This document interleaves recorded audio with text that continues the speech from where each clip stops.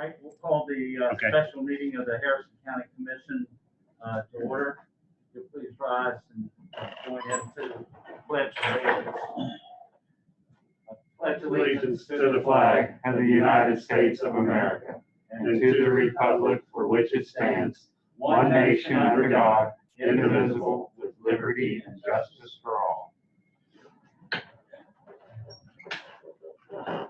All right, let the record reflect that Commissioner Treecross is present and Commissioner Hinkle is on his way. Mr. Parker, you want to go ahead and set the stage for the purpose of the meeting? Okay. The relates to absentee ballots and early voting and election day and the overall matters, just to make sure all parties are on the same page of how we're proceeding and what the proper procedures are. We do have a representative from the Secretary of State's office. Mr. Kersey is on the line and available for questions. He's one of the individuals I communicated with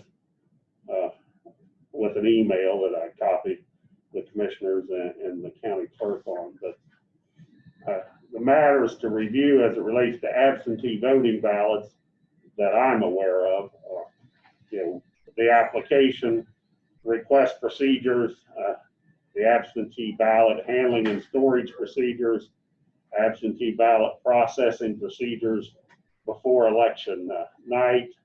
And Ms. Thomas did provide a draft copy at least, ballot counting procedures for absentee and early voting that she received from the Secretary of State's office over the weekend, evidently, or yesterday. So we have that to look at.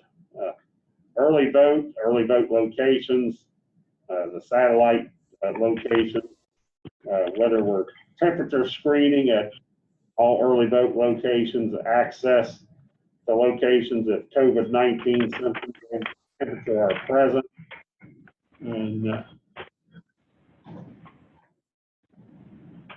direct and authorized curbside voting if COVID-19 symptoms and or temperature are present. And Mr. Kersey can speak to that. I don't know if they've outlined any special procedures. I know some counties are doing special procedures.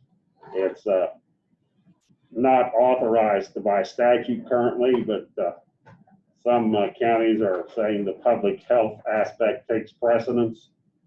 And then election day locations, temperature screening, access if COVID-19 symptoms and or temperature are present. Again, the curbside voting if symptoms are and or temperature are present.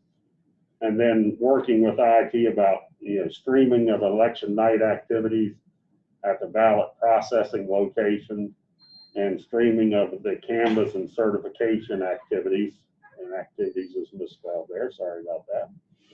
And other matters related, but we do, I outlined some questions that I copied the commission on in an email that relates to that. And then there were some other questions about, how many were mailed out, the Democrat, Republican, and Independent, Mountain Party, whatever numbers were mailed out. What happens to the absentee ballot when it comes back in? When are the envelopes separated? How are they stored? And it's some of the questions that commission may have or the public may have. But that's the purpose of today's meeting, Mr. President. All right. Also, just for the record, over the past 10, 12 days, I've received several calls from the general public. Apparently, I don't listen to much of the newscast, but apparently President Trump has thrown a little curveball out there about absentee voting and what he thinks and all that. And then, of course, recently the Secretary of State that task force uncovered absentee ballot fraud schemes in, I don't know, someplace in West Virginia, I reckon. This came out of Charleston. I don't know whether you saw that. So anyway, the only thing I want to make sure of is that the public for Harrison County feels very comfortable that what we are doing is correct and that their vote counts and not being tampered with and all that. I don't care about the other counties, but I do care about the people from Harrison County, and that would seem to be the main concern of the individuals that called and talked to me. And I don't know whether the other commissioners got any calls or not, but it all started with Trump and then with the Secretary of State's information that came out. All right, with that, where do we go from here? David, do you have anything you want from an opening or whatever? Willie went over the agenda and some of the questions and processes and all that. Is everybody else Secretary of State? Yes. Mr. Kersey's on there, Don Kersey. If you want to unmute yourself and introduce yourself for the record, sir, Mr. Kersey. Let me see if Patsy has anything. Patsy, you got any preamp that you want? All right. The letter she sent. Email. Just some copies of that if you will. His response. Okay. We'll get you some copies. I'm sorry, sir. I didn't have one available. Is this what you're wanting, Dave? I just want a copy of what Willie said. Oh, well, here, I got an extra. Here's one right here. Yeah. That's on the back also, David.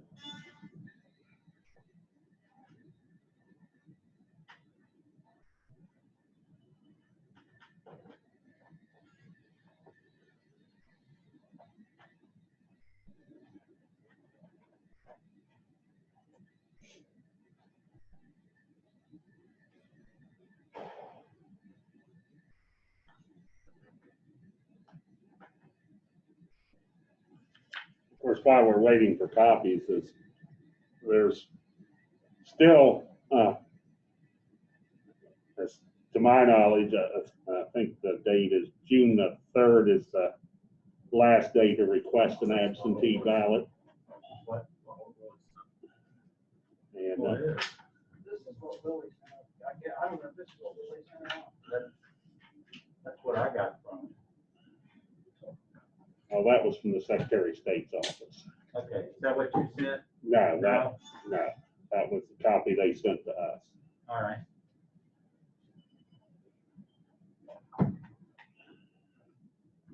And so, as I understand it, you can request an absentee ballot up till June the 3rd.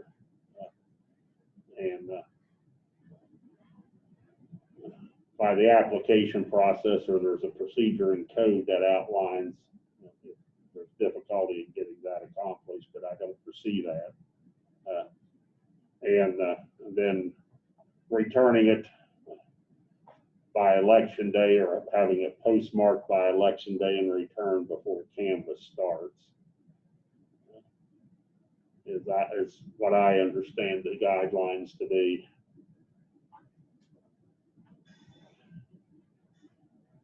So I can hand carry a absentee ballot in on election day? No. No, I Can't can't. happen until the 8th. The 8th. Correct me if I'm wrong, Dee. Mr. Kersey's muted right now. I don't know if you can hear us.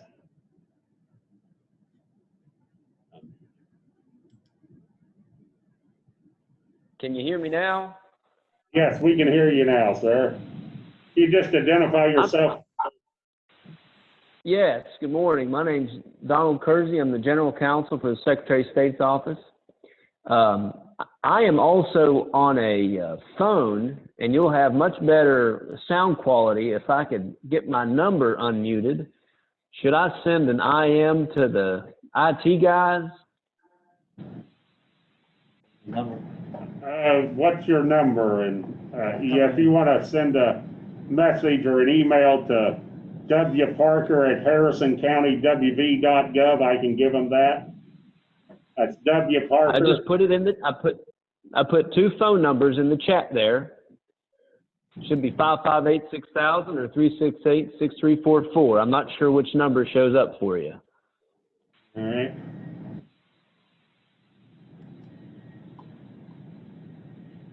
Or can you hear me okay this way? We can hear you fine. Yeah. I have no Okay, problem. well, we'll just do this. Yeah, we can hear you fine. Great.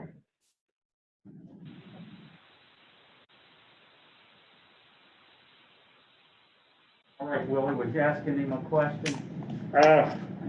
I don't know if you heard our earlier discussion about the deadlines for absentee and having those back and returned and requested.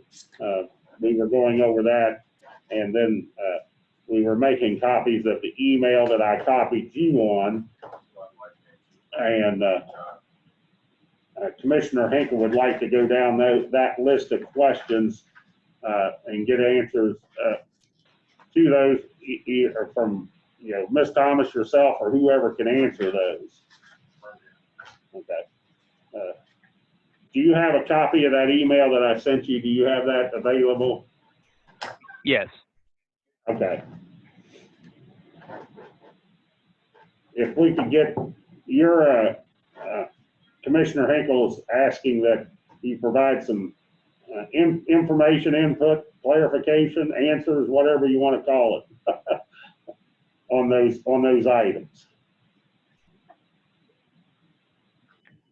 Sure. For the record, would you like to ask the question and then I'll answer it, or defer to Susan or whoever may have the answer? That'd be the best way to go about it. I can do that.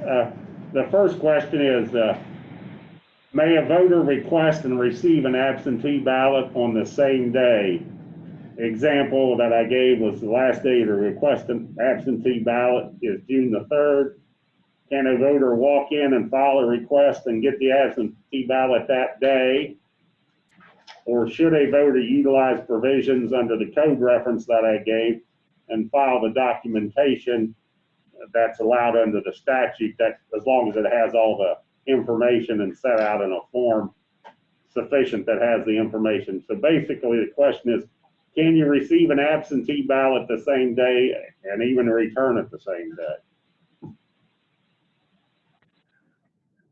Susan, under 335, do you recall if it gives you the ability to hand deliver an absentee ballot, or does it have to be placed in the mail to that voter? I think it has to be mailed under 335. I didn't see it. Okay, so it would have to be mailed to the voter, and then once they receive it, then they can mail it back in or bring it back in person. As I understand it can be delivered in person. Yes, the absentee ballot may be delivered in person, but no person can deliver more than 2 ballots per election.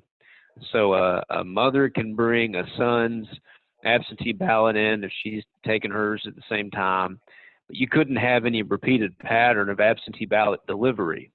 They call that ballot harvesting, and it's not allowed in West Virginia. And is that tracked via the Secretary of State's website? How is that? I know the return is tracked, but how is, if I return, for example, if I bring mine in, my wife and my in-laws, how is that determined or tracked? There isn't a provision in code that gives any county any guidance on rules to follow for tracking. It just makes it a crime for someone to submit to. So just like an absentee ballot application must be filled out in the voter's own handwriting, unless they're receiving assistance, then there's really no way to track it statutorily. The onus is on the voter to be responsible and follow the law. Now, I will say some counties have instituted their own policies, which this may be something you want to do. I don't know what Susan's bandwidth for doing something in addition to what the regular early voting process requires.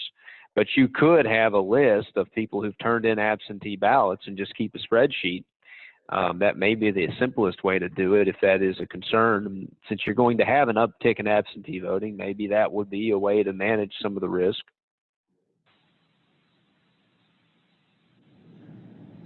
So it's a statute that the state never finished telling the clerks how to handle somebody bringing in multiple ballots. I couldn't understand you very well. Was your question just clarifying that the statute doesn't have a procedure for tracking who's delivered absentee ballots? Correct. That's correct. That was Commissioner Hinkle's question, yes. Okay. Yes, that's correct. The statute, it's Article 3 of Chapter 3. It doesn't give any guidance on how to track.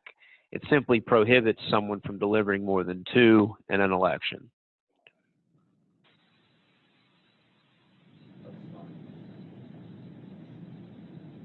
Any other questions along those lines? No. The next item we had is for in particular, the primary we have this year is when may the 2 absentee envelopes be separated? And what if there's disagreement between the county clerk and county commission in doing that? And if there is disagreement, what options are available to either party, the county commission to issue an order to delay the process or seek a court ruling, or a clerk could enter and say, I want to enter this and proceed, but when can they be separated? Is there any statutory guidelines or emergency rules on that? And what if there's a disagreement on that time frame? So there are several layers to this answer, so I'll try and do it chronologically. The initial question is when the absentee ballot envelopes can be separated from the ballots, or the envelopes themselves. I assume you're talking about envelope number 2, which has the voter information on it, pulling out envelope number 1, which has the secret ballot in it. Yes, that can begin.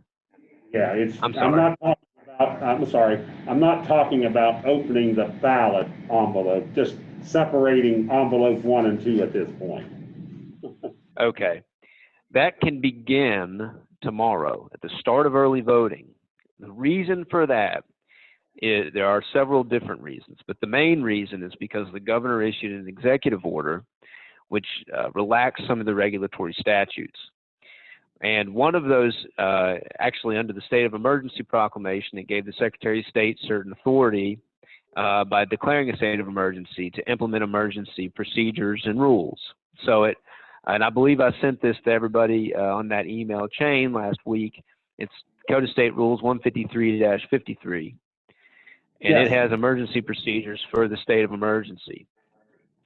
What that does is it clarifies. It doesn't make new law. It fills a gap that's in the statute right now.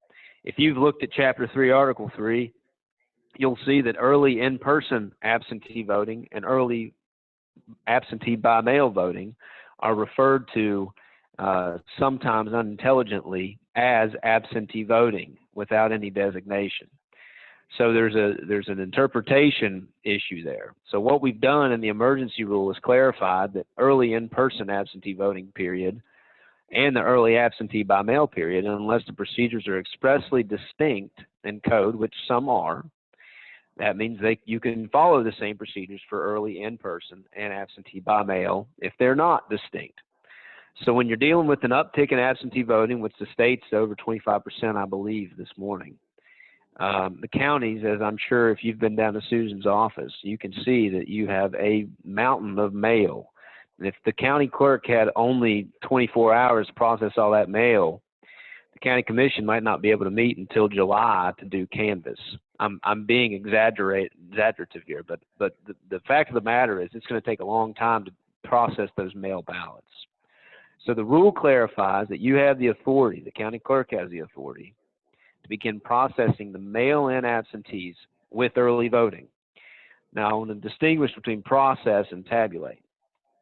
You can open envelope number 2. You can confirm that the voter's signature matches the voter registration record. You confirm the information is correct, that this person did apply, that they gave you all the right information back, confirming their identity, etc. And then you can pull those envelopes apart once early voting starts, and you can even put the ballot through the tabulator, just like an early in-person vote. Now, what you can't do is run a report showing vote totals. So this would be no different than regular early voting, where the county doesn't release what candidate's in the lead for the 13 days leading up to Election Day. No vote totals may be published until Election Day after the polls close at 7:30. But you can start processing, the county can start processing those ballots and getting them in the scanners to reduce the time it's going to take on Election Day to deal with the in-person votes. To your question about whose authority trumps who when it comes to disagreements over absentee voting, Washington Code 332A, and I'll just read it from the statute. It says, absentee voting is to be supervised and conducted by the proper official for the political division in which the election is held, in conjunction with the ballot commissioners appointed from each political party, as follows. And if you scroll down to A1, it says, for any election held within the county or within, that's municipality. So any election held within the county, the clerk of the county commission is the proper official. So my interpretation of 332A is that if there's a disagreement between the county commission and the clerk of the county commission, 332A gives the clerk of the county commission the authority over the county commissioners for conducting and supervising absentee voting. All right. Any questions from the commissioners or anybody on that? All right.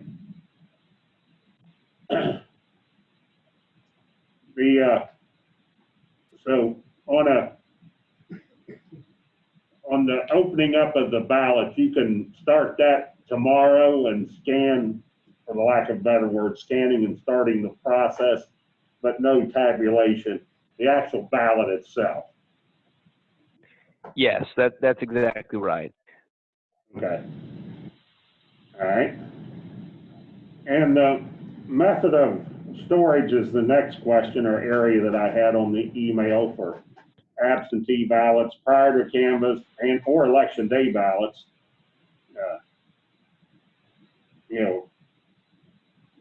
Who should have access? And we've since received, I think there was a draft went out, ballot counting procedures for absentee and early voting, that came out from the Secretary of State's office evidently over the weekend, that we received a copy of today for our meeting, and we have that.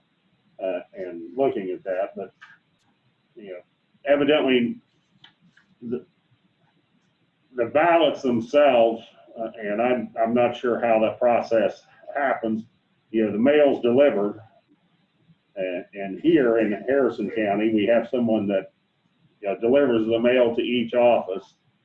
Once the ballots hit the office, the envelope, or the outer envelope, let's call it, that has the information. I'm not sure how we process that, and if there is any statutory guidelines on processing that, the number of people that should be involved in that, whether one person can do it or 2, 3, 4, whatever the case may be.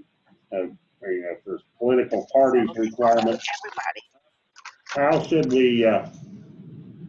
Or what is the correct, not how should we, what is the procedure to get that accomplished before the ballots are separated into the precinct boxes or cans? So Susan may be the best person to ask on how she secures the ballots. And the reason I say that is because the statutory procedures are pretty vague. The answers are in Article 3, Chapter 3 again, for absentee by mail and in person absentee early voting.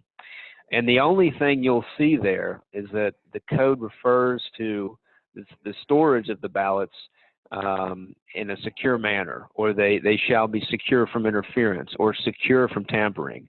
It uses that term secure, but it doesn't define secure except for, I believe, the in-person voting ballots. They have to be placed in a ballot box once they've been cast and secured by 2 locks. Then one key is kept by the president of the county commission, the other is kept by the county clerk.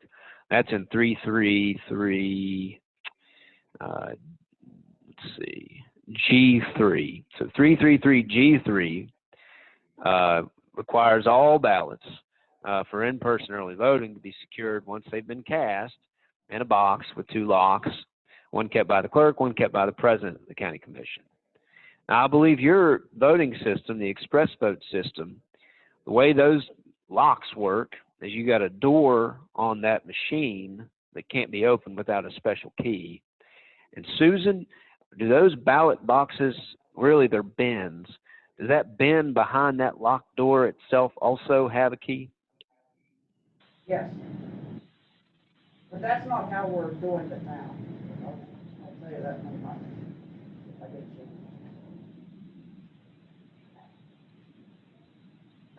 I couldn't hear you real well there. I'm sorry, but if the commissioners heard you, I'm assuming you had the answer for it. Can you hear me now? Yes, I hear you a little better. Yes. We are not putting them in the 200 ballot boxes. We are using the old boxes that have 2 locks on them. Gotcha. Great. Well, that's something that a lot of counties are doing for a lot of reasons, but the main reason is volume. Those DS200 boxes are only so big. So if you have the luxury of having some of those older boxes with 2 locks, it's just as secure as any other ballot box. So as long as you've got the 2 locks and the keys are separated, then that is the procedure. Who should have the keys to those boxes then? In 333 G3, it says that one key to one lock is kept by the president of the county commission, and the other key is kept by the county clerk herself.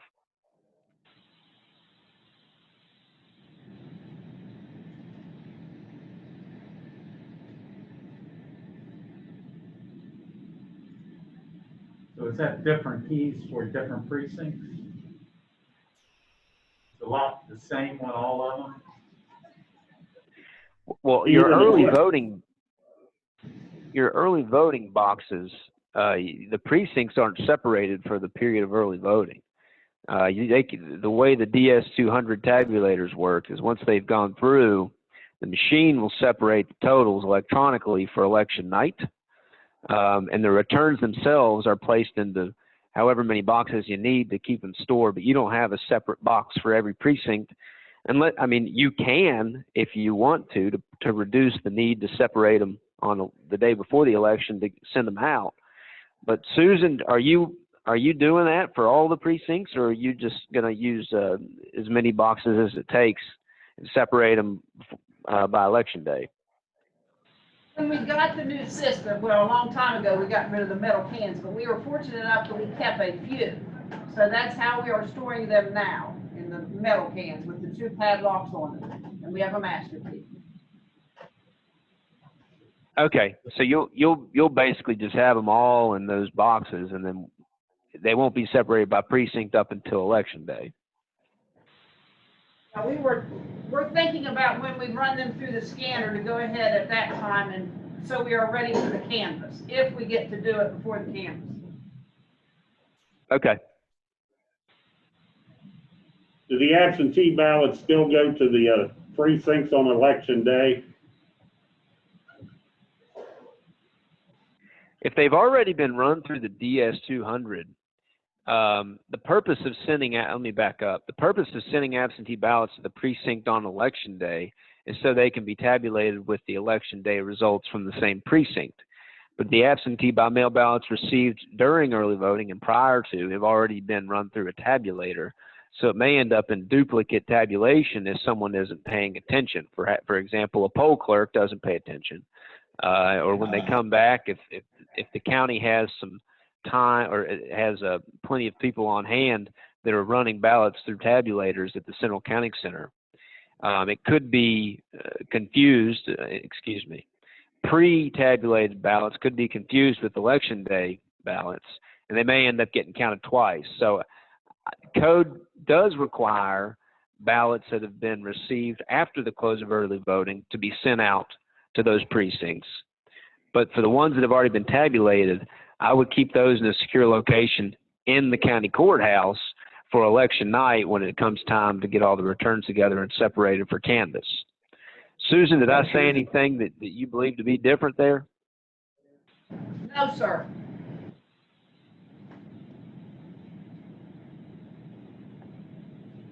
So right now, our ballot storage cans have 2 padlocks on them, with them that have, are they 2 different type locks, or is one key fit both?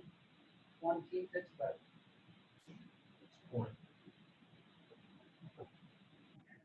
Did you say one key fits both there? We have a master key. The master keys never go out to the polling place. I assumed he did. I've been here for 15 years and nobody's ever asked me for one, so I thought maybe he did. I guess that's my bad. Sorry, I'll get you one. But, I mean, if I understood correctly, there should be 2 locks on there that require 2 different keys. One with the county commission president and one with the county clerk. Yes. So code doesn't say different, but I think it's pretty clearly inferred that the purpose of the 2 locks is so no one person could open the box without having the other person present. Okay. So if your keys right now, and this happens in municipal elections a lot, if your keys right now can open both locks on one box and one person has the ability to open that box, we would recommend you go to Walmart or Target or wherever else and get another lock. That way, no one key can open that box without both people being present.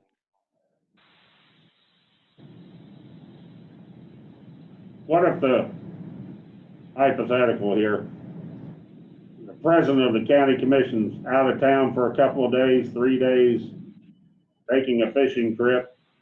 Can somebody else keep that? Can another commissioner keep that key, or are we just shut down at that point? Code doesn't say.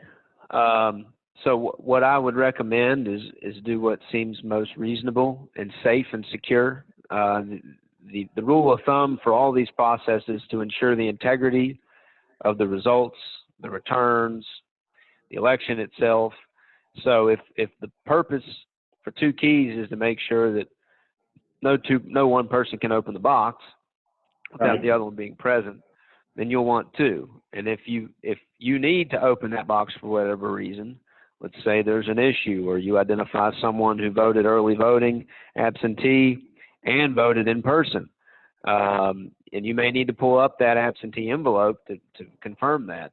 There may be a situation that requires you to open that box. Now, you shouldn't, but if you need it, it may be important to have that key available. So if the county commission comes up with a policy or an agreement whereby the president of the county commission transfers his duty to another commissioner, it's not set forth in code that way.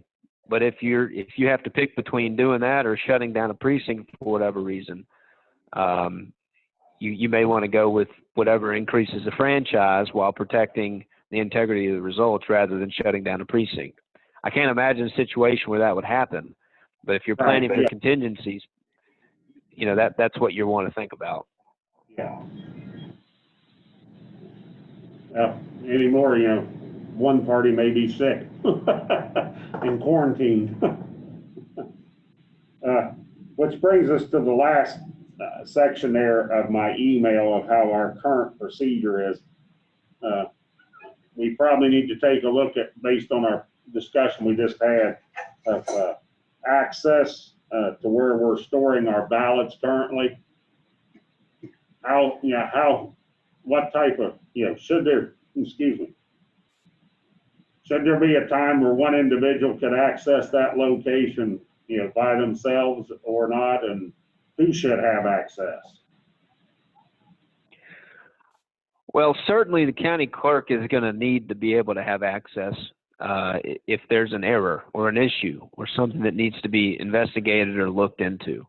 Hypothetically, if our office receives a tip that someone voted 3 times under 3 different names, and we get all 3 of those names, and we need to confirm that those ballots have been placed in a ballot box and all the handwriting matches, then we would need to be able to get into that room.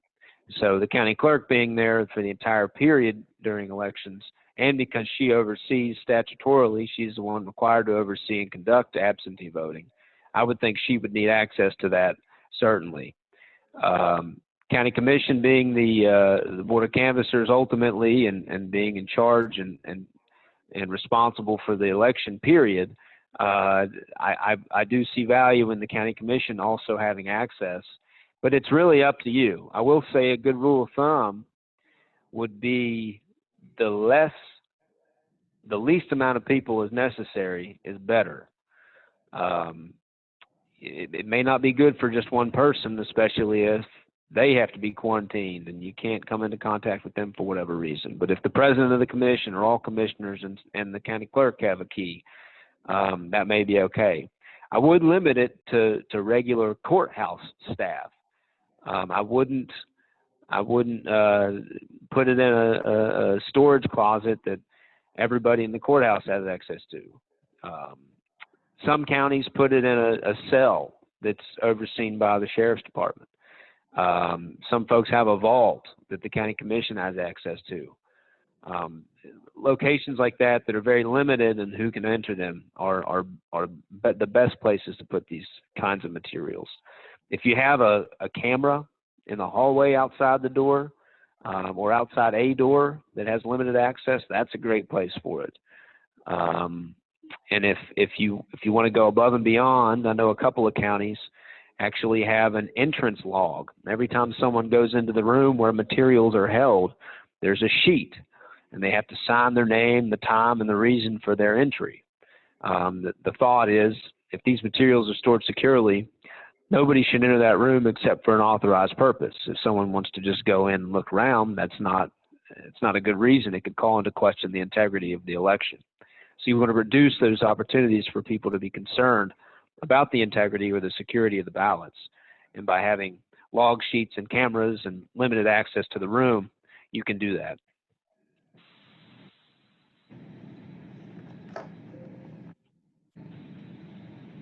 Questions along those lines from anybody? I mean, from my understanding of what we're talking about, it would be wise to have limited access, of course, but also for accountability purposes, maybe if someone has a need to go in there, there should be at least 2 individuals present. That would be a good practice.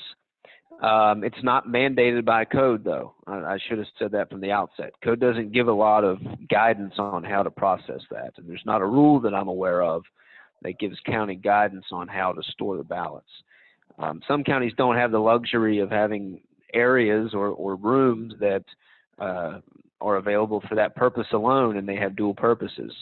For example, some counties store the voting machines in the same room where they store the absentee materials. But I believe Susan has a secure room where she keeps these materials locked up in the office. Is that right, Susan? Am I speaking out of turn here, or did I remember that correctly? I mean, are we talking about the ballots? What are we? Yeah, the returns. Yes. Okay, let me tell you where they're stored, Dee. They are in the cafeteria area of our old jail. And in order to get in there, you have to go through the holding, or the, we used to be control room, we call it, for the jail. So you have to be let in there, you have to have a key to get up the elevator. The only people that would have access that I'm aware of are the security or the bailiffs for the court, or not bailiffs, I don't know what you call them now. For the jail, the sheriff, myself, maintenance probably does. And the door is locked. But I mean, it has a second elevator. But again, in order to even use that second elevator, you have to have a key to the elevator. That sounds like it's fairly secure. Are there cameras? Not on that back hallway, on that second elevator she's talking about. There's a camera in the garage. I don't know if it picks it up, but you can access that room from that back elevator if you have a key or know somebody that does, and walk in and then you're in. You do not have the, sort of like the front entrance has all those parameters or those safeguards in place. That back entrance does not. If you're in the elevator, you can take it up to the third floor and walk into the room. Have a key But to you'll the need a key to that elevator. Or know somebody that has one. Right.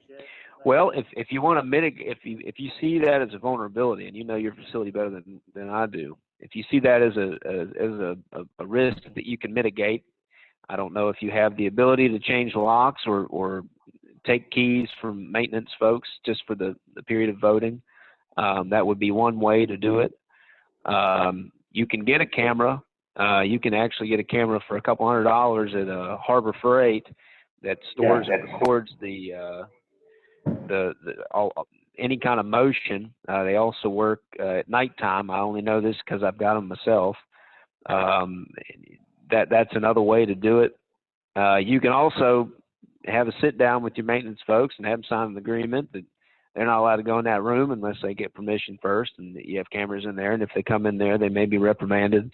There are lots of controls you can put into place to secure those things, but also keep in mind, once the materials are in that room, they themselves are behind lock and key. So not only do you have to get access by getting a key, it sounds like, to that back elevator, they'd also have to get the 2 keys that are in the custody of the president of the commission and the clerk. So absent somebody taking a whole box, it sounds like you have a pretty secure facility already, but there's always room for improvement. So that may be something you want to look at if you're concerned about it. How many keys, Susan, are on that door going into your voting records? How many locks? 1 Where's that key kept? in my office. Who's allowed to come get it? Commission?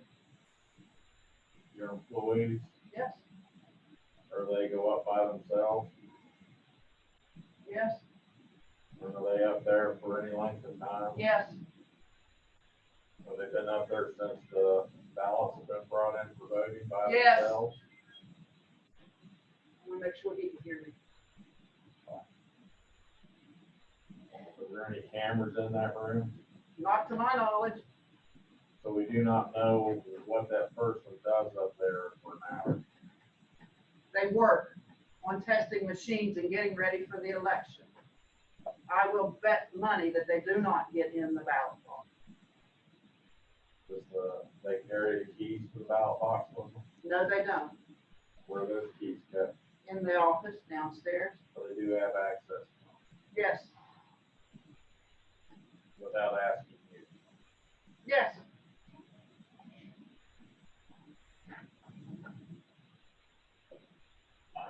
Okay. Sir, does that sound like we have good security?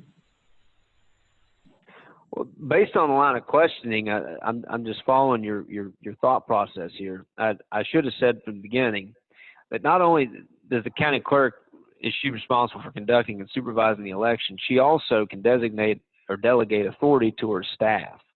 the clerk herself can't do every job. So especially when it comes to testing machines and doing your logic and accuracy procedures and making sure the machines are operating right and that they have all the updated firmware, they have to do that.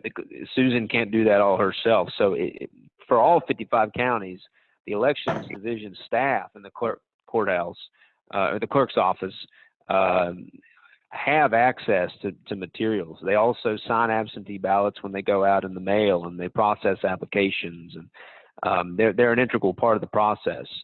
So as an extension of the clerk, the staff also should be able to have access to those materials and the machines themselves. Now, they shouldn't have unfettered access to the ballots in the boxes, but being around the boxes themselves doesn't give me great concern, especially because they are her staff. Now, if the staff are going up there for an unauthorized purpose or for a reason that isn't related to their duties, that would give me concern. But Susan, you're there every day, is that right? Yes. So if you, and we haven't talked about it, but if you identify someone who's going back and forth to the cafeteria room in the jail, the old jail, you would know if they left the office with keys and went up there by themselves without a proper purpose. Yes, I would.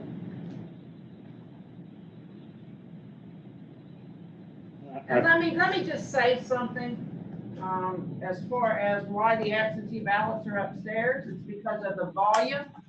Normally, we don't have this much, and they would be kept downstairs. So I'm just throwing that out there too. Yeah, that's the same around the state. For the commission, Kanawha County has a very similar process in place. They have a voter registration office that is separate from the clerk's office, and they have 15 staff over there full time. And in the back of that office, there's a big open area that's behind lock and key, but the staff have access to the locks and keys, or to the keys to those locks, because they have to get into that room to do their testing, to do the logic and accuracy and the firmware upgrades. And they also have their election management system computer over there. That's that separate computer that Susan has where they do the tabulation of the results. But the clerk's office staff over there as well has access to it, because like Susan, Vera can't do all of the processing herself. You have to have staff that do some of the labor. So this is not inconsistent with the other counties experiencing the uptick in absentee volume. Same goes for Monongalia County. Carrie Blaney, the clerk in Monongalia, actually has a facility in the mall in Morgantown that she uses for her early voting center. And all the ballots and all the machines are kept there in the mall in a separate room, but the staff of her office that are designated to that facility have keys to it.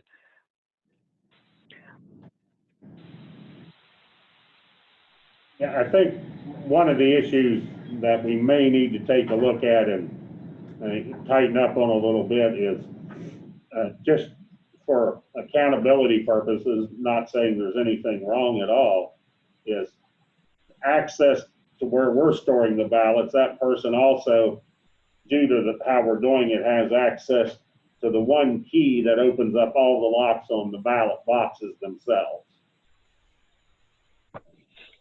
And yeah, I would agree with that. That's a simple mitigation. It's as simple as getting keys or new locks and adding one lock to each of the boxes and taking off the existing lock that has a master key to it. That's a pretty easy fix. That's an easy fix, yeah, just for accountability purposes. Because then if you come up to you have a problem, you may or may not know where the problem is, or be able to determine at that point. Right, and from the public perspective, you're able to ensure the voters that, look, nobody has unfettered access and unilateral capability of accessing these voted ballots. The security of the ballots themselves is not only in the locks, it's also in the envelopes that they're in. They have seals on them, they're signed across the seals, and the tampering with those specific materials that you all buy, which come from Casto and Harris, they have, it's abundantly clear if they're open. You can't steam those envelopes over. You know, you can steam some envelopes and you can make it look like it was never sealed, or they can be resealed. But the envelopes that you all purchase are tamper-proof, and if they're opened, you'll know it. It'll have torn paper. It won't re-stick. The signature where it was signed across the seal won't line up because the paper, the way it works is when you lick it, it creates a bond between the glue and the paper, and it will pull paper off when you open it up. So it will be abundantly clear on the envelope itself if something's been tampered with. So not only do you have the locks, you've got the security of the envelopes themselves. So that should give your voters some confidence that even during the period where there was a master key, those envelopes themselves are going to be tamper evident if in fact something went awry. And I have no indications whatsoever that that's the case. I'm just saying for public confidence purposes, they should feel safe and secure that their ballots have been well maintained. And that's the ultimate goal, I think, of the commission intent or meeting today is, you know, because this election, you know, there's many more eyes looking just due to the number of absentee or voting by mail applications. Sure. Any other questions on ballots before we get to the next topic of COVID-19 symptoms and temperatures at early voting and election day locations? Anything on ballots, ballot storage, security? As I understand it, the commission is not required to validate optical scan equipment. Did you hear that, Mr. Percy? I didn't catch the back end of it. I'm sorry. Commissioners are not required to certify optical scan equipment. Commissioners not. Are you referring to the? I'm sorry. I heard. The question was: is the commission required to certify optical scan equipment? Is that right? Yes. This question falls in Article 4A, and I'm bringing it up right now. So it's Chapter 3, 4A of the Code. And Susan, you tell me if I'm wrong here, but your DS200 systems have dual purposes. They can tabulate both express vote ballots and optical scan ballots. You are correct. Okay, so then the answer to the question is yes, you are to certify those machines. However, you've already done that by certifying the DS200s. I certified one. The question is the number. We did our test of early voting equipment last week sometime. I think one of the dates. We still have the test for the election day equipment coming up June the 2nd, I do believe is it. But the question is from Commissioner Hinkle, as I understand it, is the number of devices that are required to be certified. The code doesn't give a number, but it does require you to test all of the machines that you're going to use. On our test of early voting, we had one voting device set up, whatever it's called, that, you know, had the list of the candidates, spit out the ballot, and then we had one DS200, I think is the number of it, but one scanning and tabulating device set up for early vote, for that test of early voting equipment. Now, we're going to be using more than one voting device, or, you know, to mark the ballot, or not mark the ballot, to print the ballot, and we'll have one maybe DS200 up for early voting. I don't know if we'll be using more than one or not, but I think question from Commissioner Hinkle is, are they required to test all the equipment or just the sampling of the equipment? So I think you're talking about two different devices. You have a ballot on demand printer, and you also, which is your optical scan printer. Then you also have the tabulator, the precinct scanner. The precinct scanners, for each one that's going to be used, does have to be publicly tested. But the ballot on demand printer, I don't believe code contemplates those printers. Susan, am I speaking wrong here? Is that how you understand code as well? So you're saying, we don't publicly test every machine. I mean, I could not imagine publicly testing every machine that we have. No, you do your logic and accuracy testing in the office for all the machines, but for the commission certification purposes, One machine. let me look that up.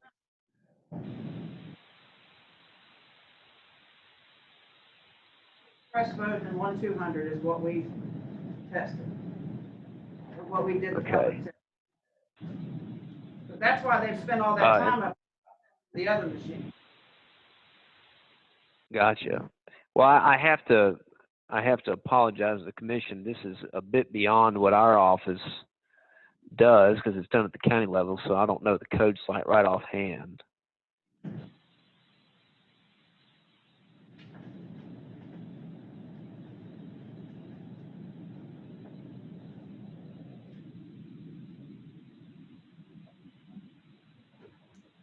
Susan, is this an Article 6? I couldn't tell you right offhand. Sorry. No, there's so many code sites.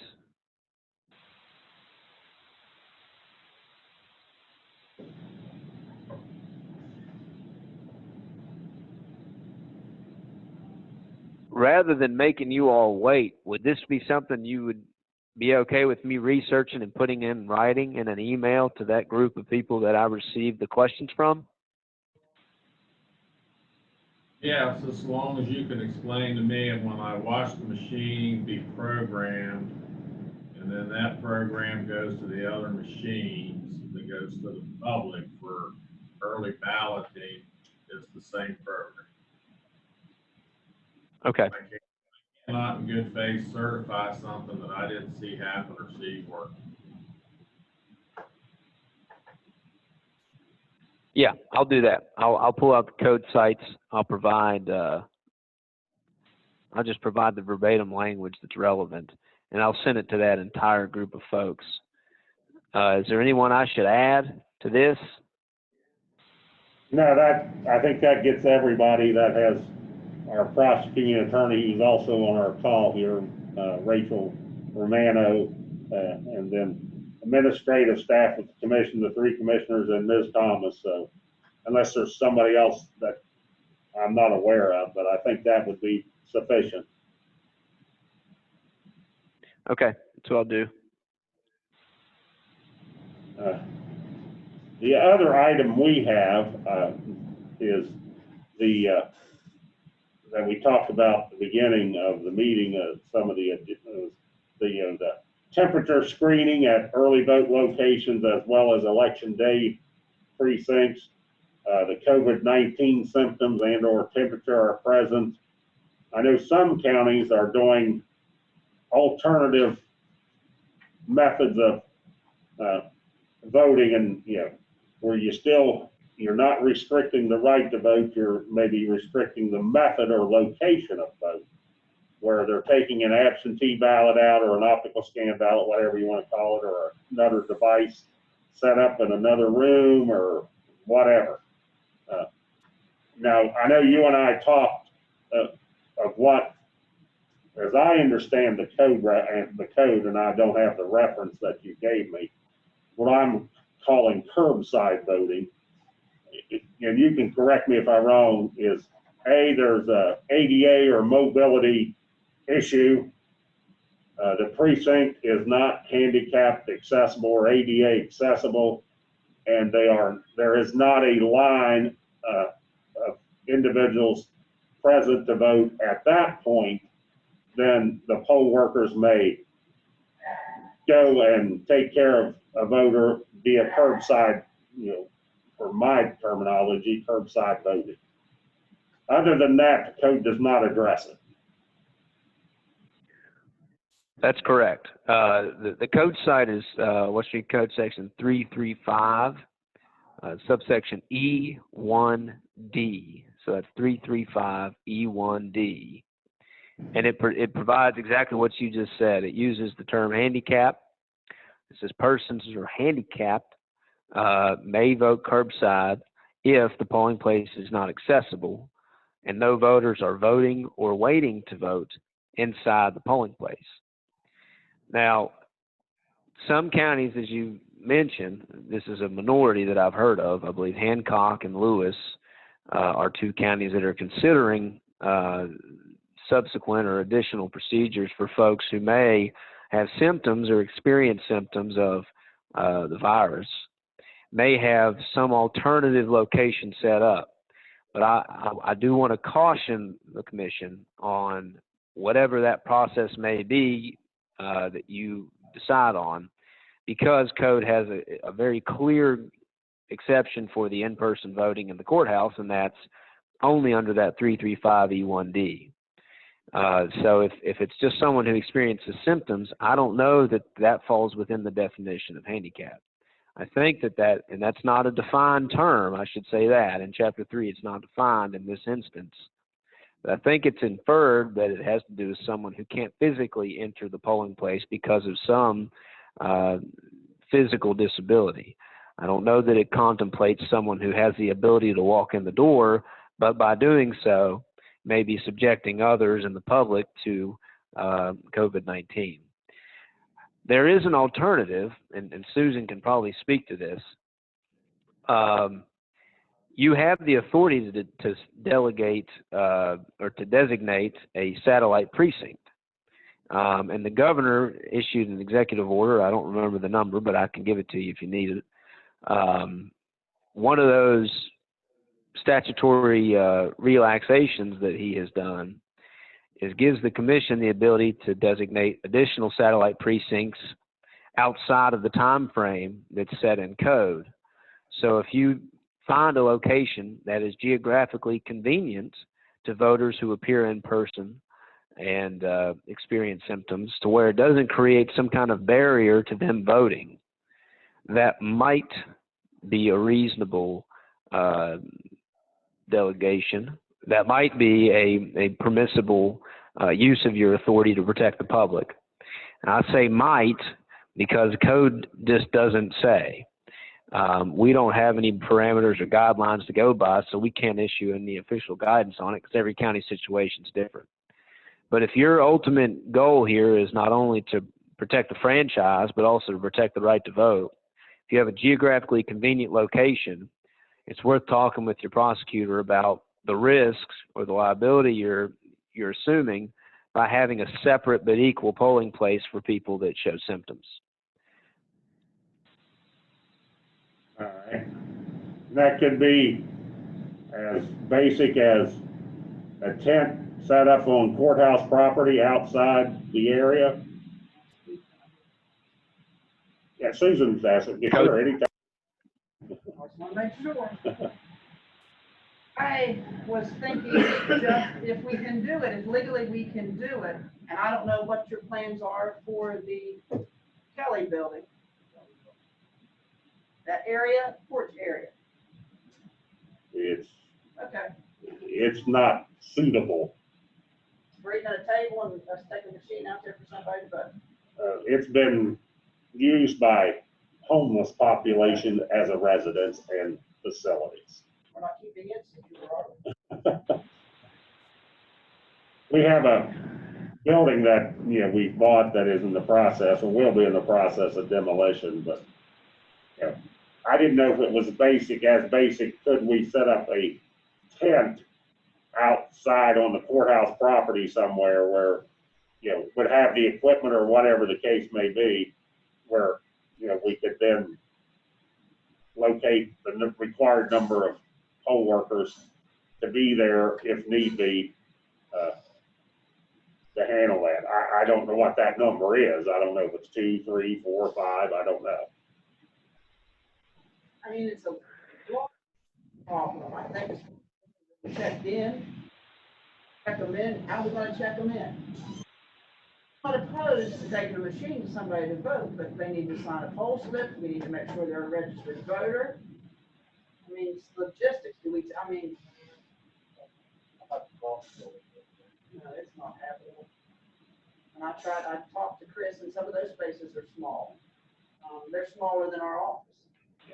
That's, you know.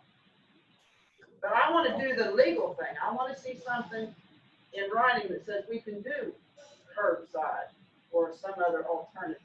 Well, You wouldn't be able to call it curbside unless you can find an interpretation under 335 that would qualify for it. But what you could do in the alternative is establish a satellite precinct.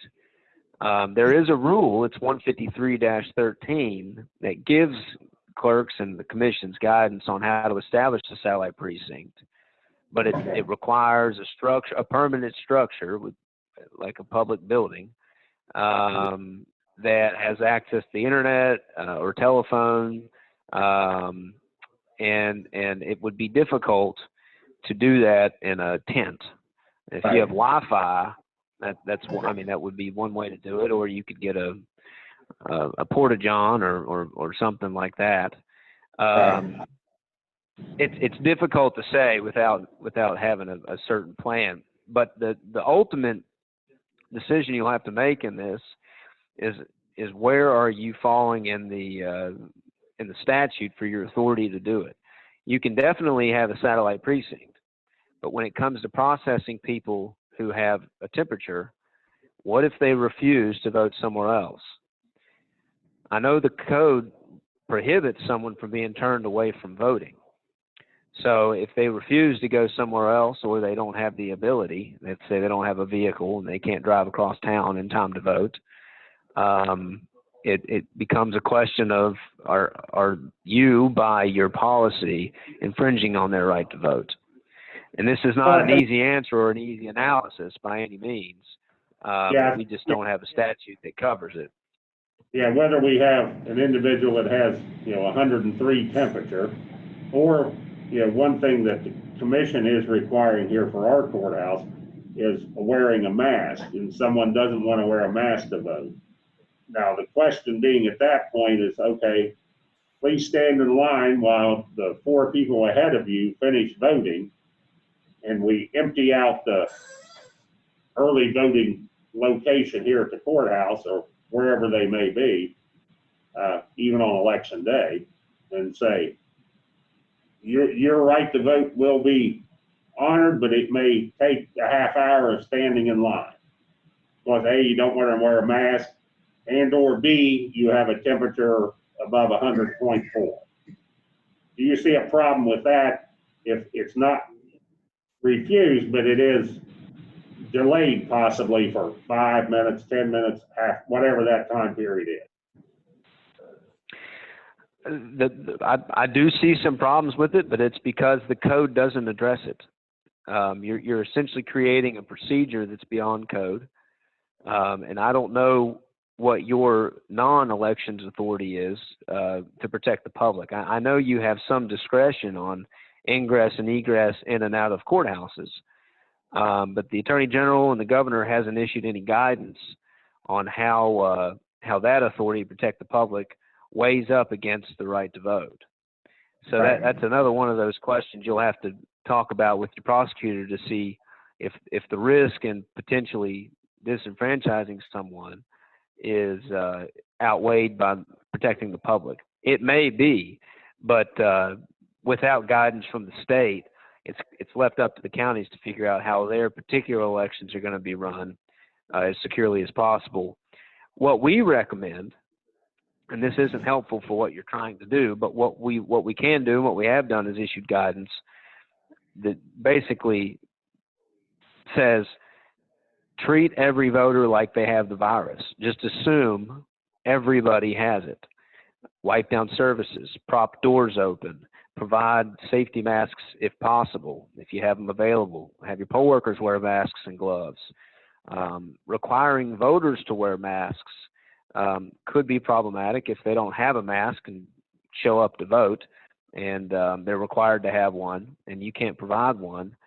It could be akin to a poll tax. That's a little bit of extreme, but the general requirements to vote are to be registered and show up. So if they have to have something else and they aren't, I'm sorry, I didn't mean to interrupt you there. Oh, I'm sorry, we are providing a mask. Even like today, until today, our court system was under the hotspot designation. So our court system is able to proceed under certain functions now that they previously were not. This is our first day really back of any type of in-person hearing may be held, but we're requiring a mask and a temperature reading to get into the courthouse. Now, not saying if you have a mandated court hearing, you'll have to be allowed in even if you have a temperature, but we may take additional safety precautions of, you're escorted to where you need to go, by yourself or whatever the case may be. Or if you refuse to wear a mask and you have a mandated court hearing, you may be escorted by yourself. Similar is what we're, thinking here, at least ways I was verbalizing, for a voting is, yes, you have that constitutional right, but, similar to if our polling location, if the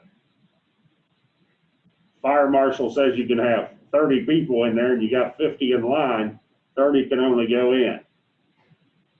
There's a statutory or, something in place. I know it's a little bit different, of a local public safety measure versus a fire safety measure that's in, the National Fire Regulations.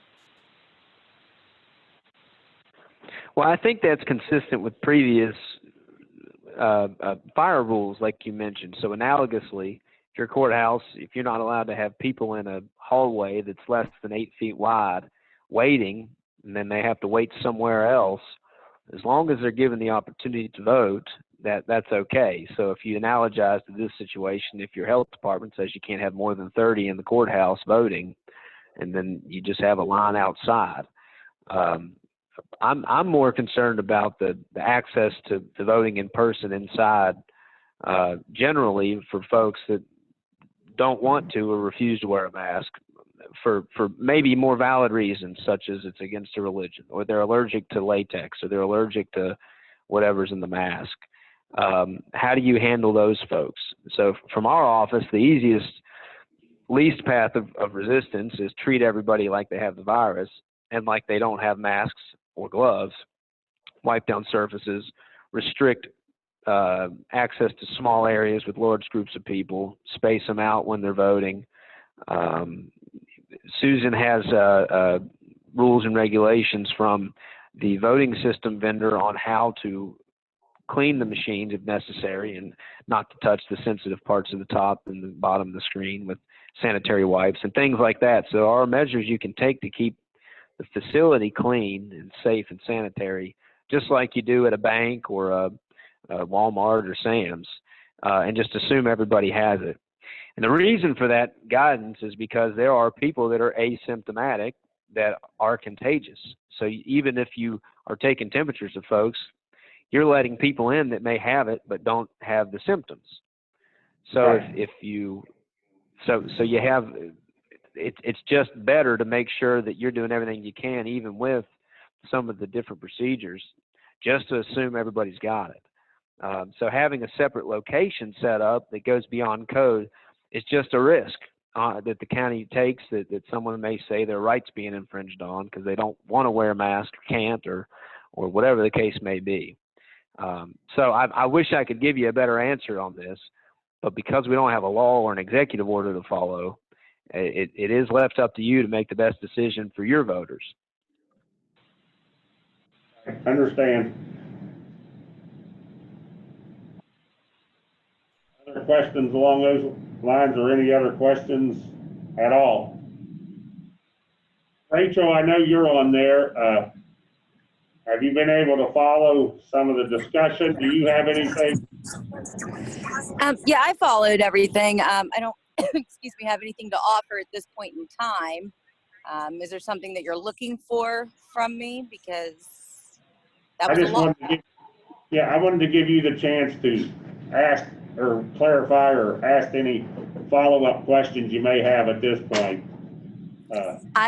Yeah, I appreciate that. Thank you, Willie. At this point, I do not. I found most of his responses to clarify a lot of the questions that we had. So some of them are just new territory and murky water, and I understand from a legal perspective why it's difficult to answer some of the ones with, 100% certainty right now. Of course, just for everybody's, we're maintaining the 6 foot, distancing requirement. So we can have 4 in our early voting location here at the courthouse.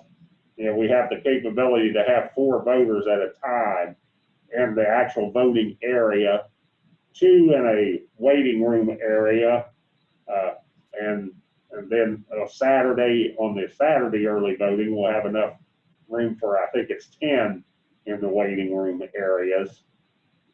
And everybody else waits outside in a line. Now, one thing we talked about doing, and Mr. Percy, if you're still on there, I see you, is issuing, whatever, inline voting tag or whatever the case may be, every day during early voting. So if I'm in line, I can vote. Is there a problem with that? Susan may be able to speak better to the practicality of having a staff member manage that while there's in-person voting going on, as well as dealing with the absentees. Legally speaking, the only mention of sort of an inline number in code comes from election day procedures, and usually those kinds of tickets are issued when someone's in line at the close of the polls. They are allowed to vote once polls close if they're in line, but if they get in line after the polls close, they don't get an opportunity to vote because they missed the time. That seems like a pretty reasonable procedure to manage the expectations of the voters, especially because they can't really wait in line in the courthouse. And if it becomes unpracticable or it prevents ingress and egress of regular courthouse business to have them on the sidewalks coming up the entrance, that seems like a reasonable approach. It's just beyond code. So whatever you do, I would make it uniform and make sure that it's very clear, and that the clerk's staff have the ability to do it for the entire period. Yeah, we couldn't do it one day and not do it the next. Right. Now you could have a policy written. I'm sorry, I didn't mean to speak over you there. What I was saying is you could have a policy written down that says if you have more than 15 people in line or more than 30 people in line, then you'll issue tickets to people. And at that point, you can follow the process, but maybe not if you have 5 people in line. That way, it's maybe a little more manageable. One thing I wanted to just to give everybody as far as education and planning, there's an article that came out about Fulton County, Georgia. They started early voting already, and they had a heck of a backlog because of their absentee applications, and it resulted in some serious delays of in-person voting, 3 or 4 hours of in-person voting. And, our state had the luxury of seeing what happened in Wisconsin back in March. They had their election, their statewide election amid the crisis. And we've given the counties a lot of guidance, and we've relaxed statutes and emergency rules to respond to all the issues we saw in Wisconsin. Georgia didn't do that. So we're already a step above Georgia as far as preparation goes, but we haven't gotten to in-person voting yet, and that's where the problems really start. So managing lines and expectations is really important for confidence. You're all voters as well, so if your experience on election day or whenever you go to vote is a bad experience, your confidence in the election goes down, no matter how much preparation and work went into it and how secure the election actually is. The only little snippet of insight you have is that in-person experience. So to the extent that the county has the ability to have a customer service oriented approach, which Susan does a great job at that, now more than ever, it's really important to make sure voters understand what's going to happen and then experience it in a positive way. If there's going to be a delay, tell them.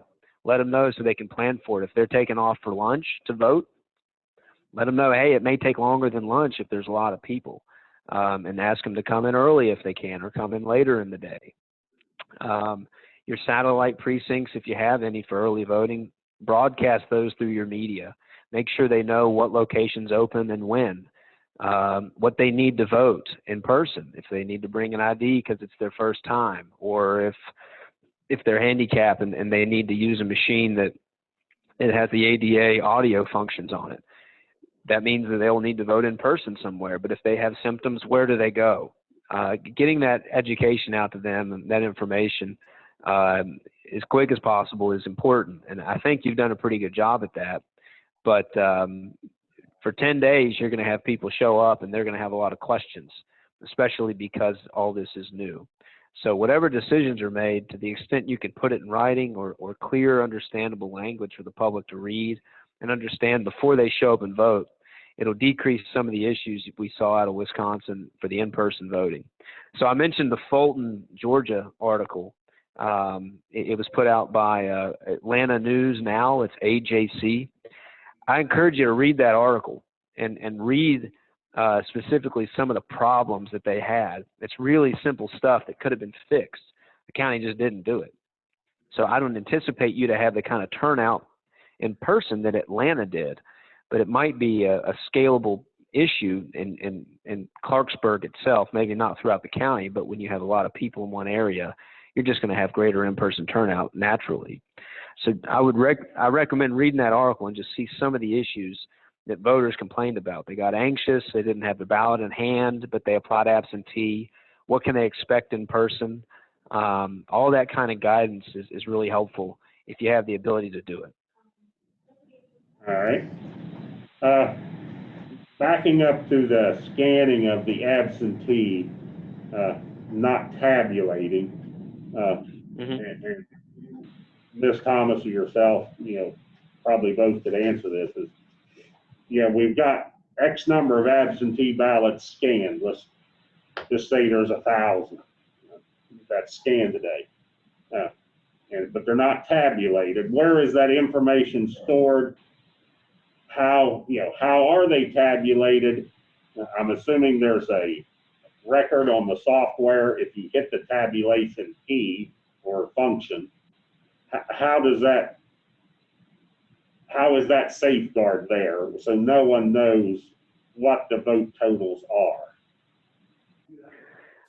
The way the system is set up that you all have, they call it a sneaker net. In other words, the machines aren't connected through any kind of Wi-Fi or internet or Bluetooth connection. It requires someone to pull a memory device from the machine itself and walk it across a room and plug it into another computer. So that's your sneaker net there.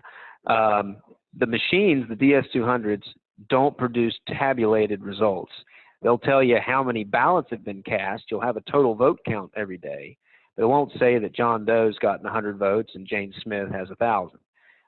All that tabulation occurs at the central computer, the election management system, which isn't connected to the internet, and it lives in the clerk's office, secured behind the door. So that happens on election night. Those memory devices are pulled out from the DS200s themselves, which requires a key. You plug it into the computer, which requires credentials, and the computer then tabulates those results. But that doesn't occur, like I said, until election night. All right. Susan, do you have enough of those so that you don't have to keep using the same one? I don't think the plan. That stick. If you remove that stick, where's that stick? I don't know if we have enough or not. Plus, there's a backup in there, there's a backup stick. I don't know what that would entail. I mean, I think it's more secure to leave those sticks locked up from the time we start, that right now, they're locked in there now. When we start till the end, rather than taking them in and out every day. Yeah, unless there was, And I don't, you probably have to take, I mean, unless there was a capacity issue, which I don't foresee that being a problem, I would concur with that viewpoint. It'd be better to leave it locked up in the machine than try and leave it locked up and find it later. So, upstairs, running ballots, those will stay locked in the machine. And who has those keys? we do, What's the key? our office, the county clerk's office, How many of those are floating around? several.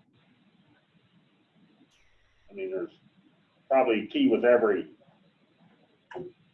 counter, scanner or whatever, for lack of a better term for We me. got two for each machine. Yeah.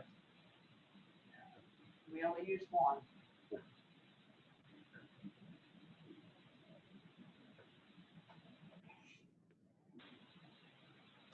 That's all I have till you get back with your answer about certifying machines. So let me, no. When are we supposed to start?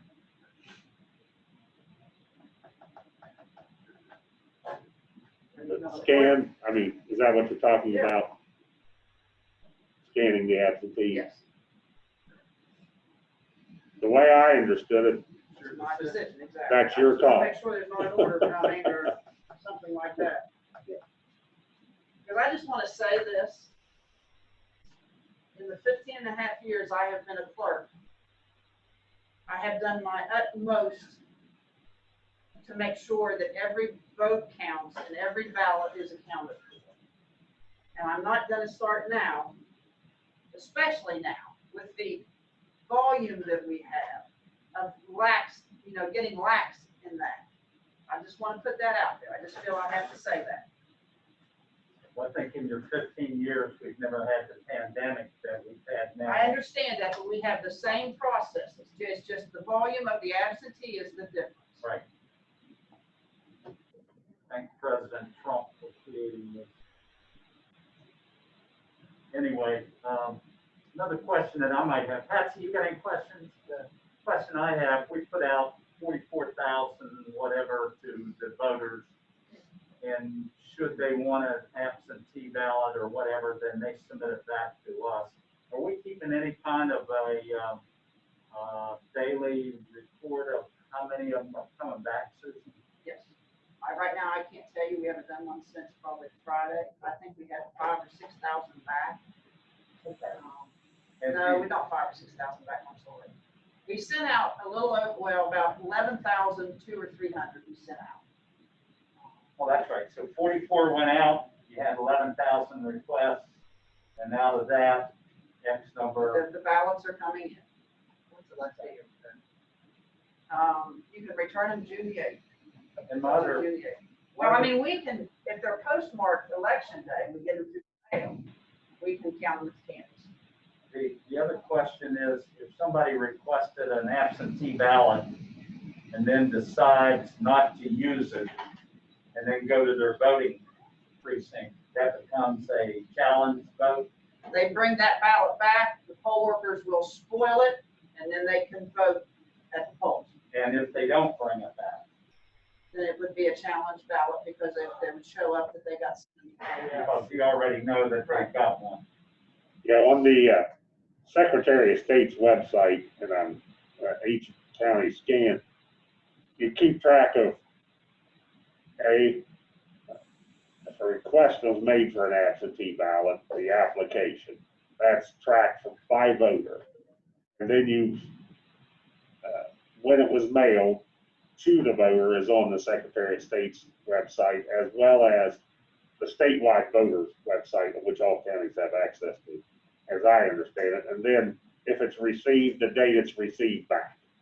That's all there based on the information that's provided from Susan's office into the statewide system. So as an individual voter, I can say, I requested a ballot on this date, it was mailed to me on this date, Ms. Thomas' office received it on this date. Every time we do something, we have to put that information into the statewide voter registration system. That's what takes the time. That's the time factor.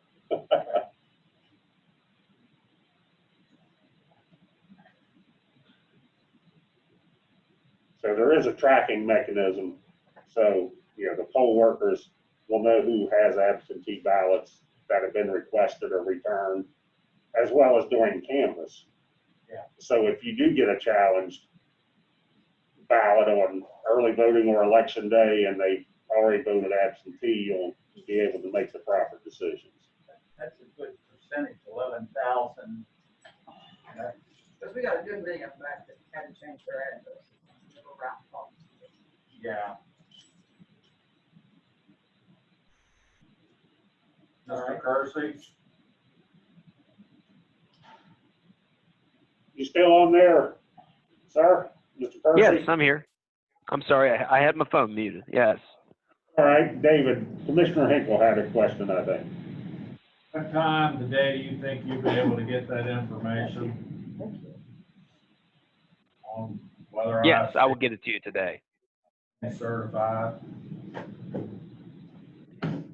Yes, I'll get it to you today. And is it just a visual or do I have to sign something? There's a certification that the commission signs off on the early test, as I understand it. Certification forms. Is that correct? Yes, I believe that is correct. I got to find the code section that covers public logic and accuracy testing. Like I said, this is done at the county level, so our office isn't involved in it usually. But I can find that. I'll add that into the email I put in there for whatever the commission's responsible for doing after the test.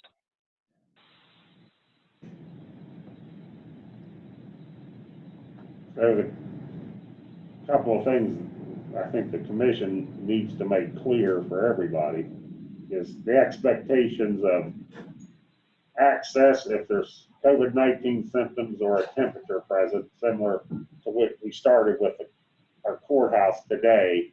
Everybody, all employees, all visitors had to have a mask on, and check in or sign in, answer the 6 questions that we pulled from the governor's information that was provided to businesses, and then a temperature check. Do you want that to take place for voting, early voting, precinct, election day voting? And if you do, what do we do if someone A wants to refuse to wear a mask or has a temperature over 100.4? Or answers yes to one of those questions. Or answers yes to one of the questions. Do the voters have to fill those out? That's what I'm asking. That's what I'm asking right now. A requirement for the public right now there in the building. But we do have a satellite precinct for early voting. Is that requirement in your commissioner's viewpoint? Should that requirement, if we have a requirement here, one thing Mr. Kersey talked about is at least being consistent, either consistently right or consistently wrong, but being consistent. Well, my thought is if you don't have the temperature, you answer no to the questions, why do you have to sign anything? Well, we're requiring it to get into the courthouse for early voting. Understand. Individuals going to the precincts to vote, they're not coming in the courthouse. They're exposing your staff. Why make it more difficult for the individual to vote? You may be discouraging individuals. If there's media on there and that's what you all decide, please get that out there. You're That's gonna right. have to wait. Yeah, I mean, that's the Be question. patient. The question is, Amy, At that point, you're having two different standards for coming into this facility. If I'm going to magistrate court, I have to have a mask and get a check-in and a temperature. If I'm going to early voting, if I don't have to have a mask, check-in, and temperature, then, why? Or do we move the service to another satellite location that we talked about setting up, whether that be with the professional women's, I don't know what their building has, if we get that or not. Or Upstairs, we can't get downstairs, I already told. okay, and or if there's another area in the courthouse you want to use for early voting for that David mentioned situation. Sallyport. Or annex, yeah. It's one that, it's a matter of being consistent, I think, and Rachel can chime in if she so desires. I think we need to be consistent in our approach, whatever it is. It will cause some, and that's why,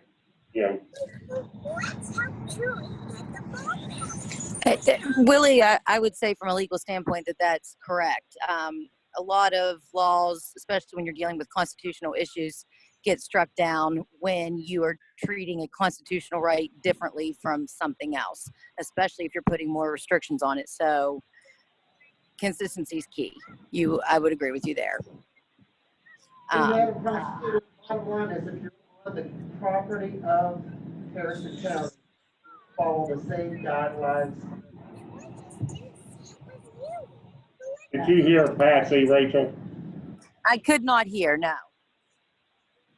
As I understand, is he made the comment, as long as they're on the Harrison County courthouse property, following the same standards, whatever they are, no matter the purpose of why you're here.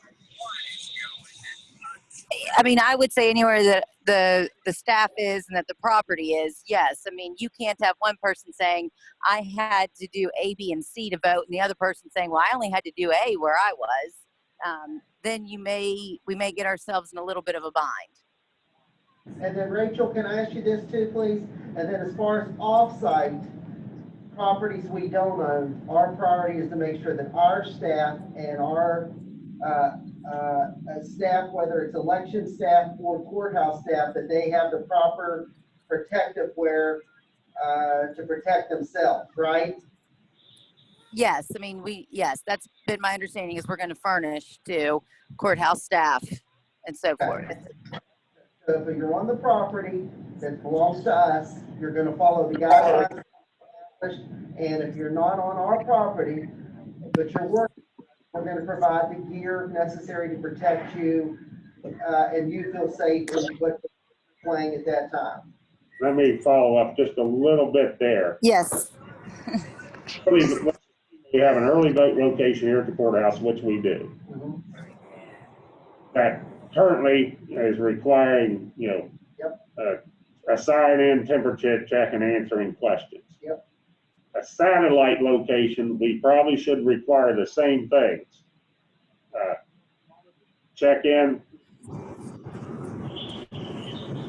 I think so. We can look into it more. That's my off-the-cuff answer, but it's still our employees or people working under Susan at that point in time, and that's the basis of part of the protections.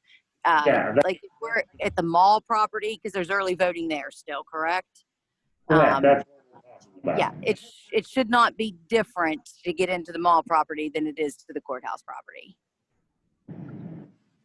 Matter of having increased staff to do the check-in or temperature readings, and it will cause possibly, well, it will cause a delay of getting possibly into the voting just function. Hey, Madam Prosecutor, let me ask you this, getting back to Commissioner Watson's question.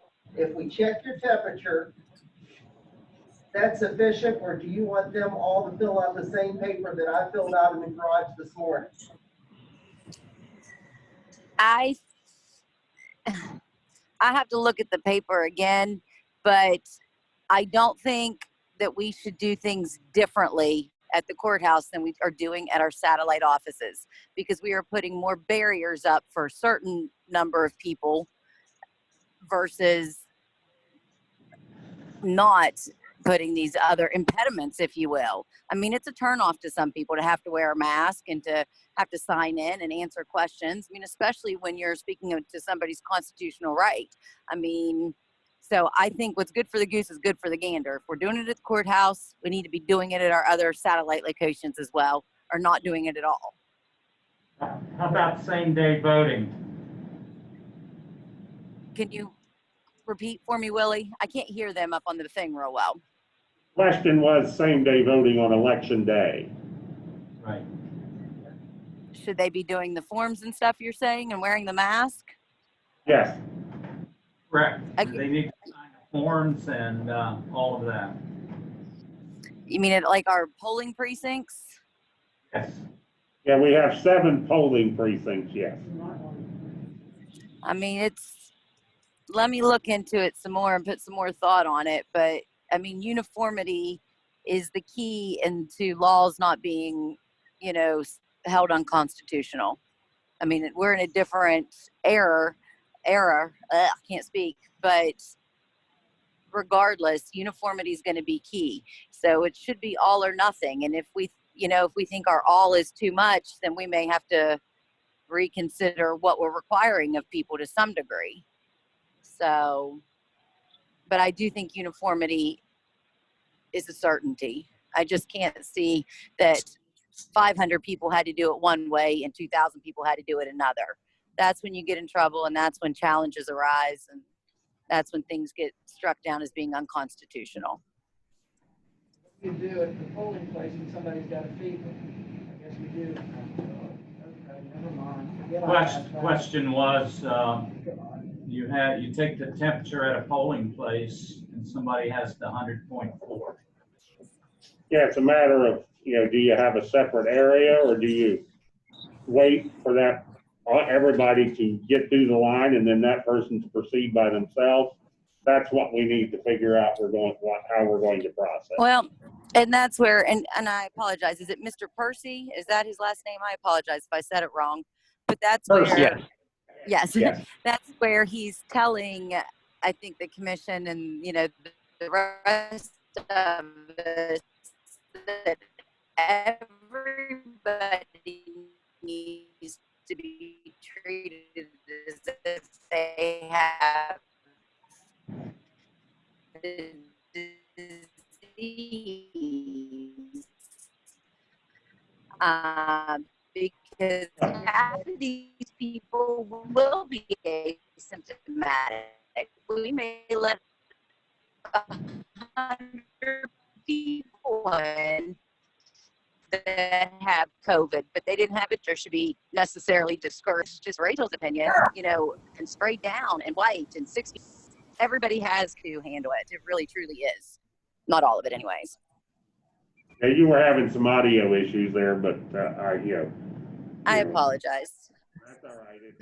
Talking about treating all the voters as if they have that, but the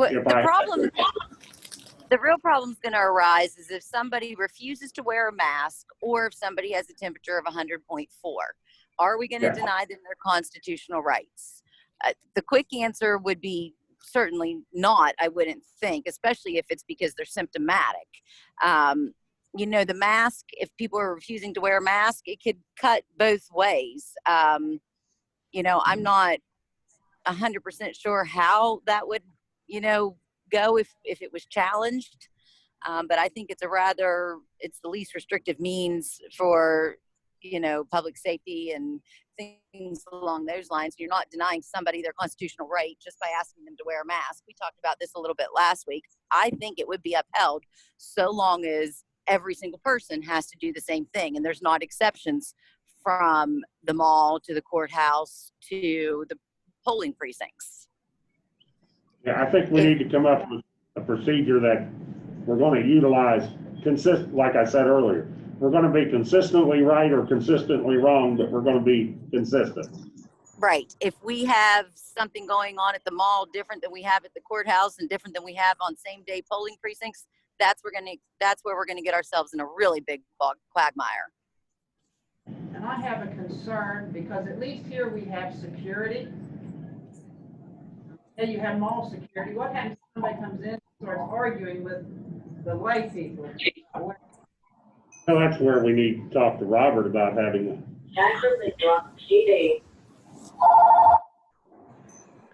he'd be, you know, for law enforcement. Calling to reelect one one, at your headquarters, fill in your name, number, a short message, I'll get right back to you. Thank you. Except Rachel, Percy, got mute there.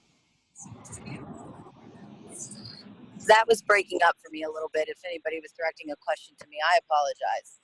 No, we were talking about having law enforcement or security available at the satellite location as well as the polling precincts on election day, just keep the peace if somebody gets a little belligerent for whatever reason. Okay.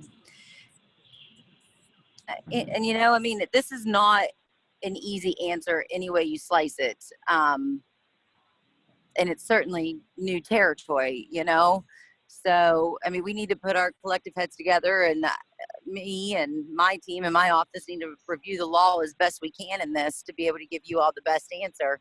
You know, these are my thoughts right now. I may change my mind by middle of this week after I review some more law and things that are happening across the nation. So don't hold me to anything I said today is basically what that caveat was.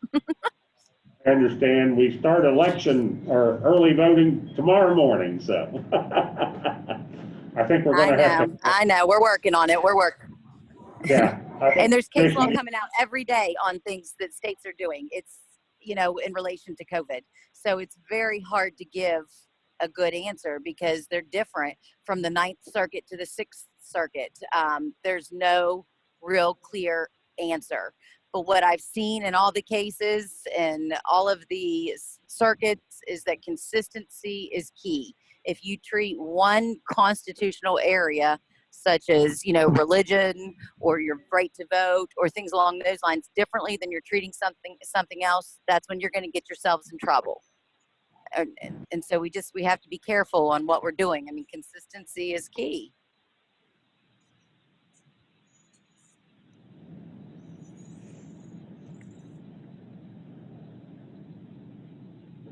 So the question for the commission and Ms. Thomas is, you know, are we going to work out a procedure where we're doing what we're doing started here today, early voting locations, no matter where they be located, as well as the polling locations on election day.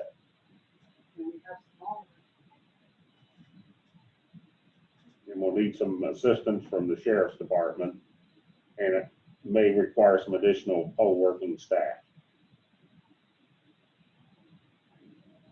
Willie, I'm sorry to interject. Do we have masks to hand out to every person at the mall, at the courthouse, at the precincts when the time comes? Or where do we stand on that? Yes, we do. Okay, what kind of masks? The paper, like thin hospital masks, KN95s, just out of curiosity. We're talking the disposable blue mask. Okay.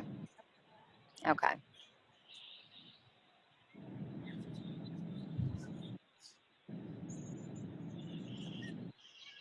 Whatever decisions that need to be made today. Correct.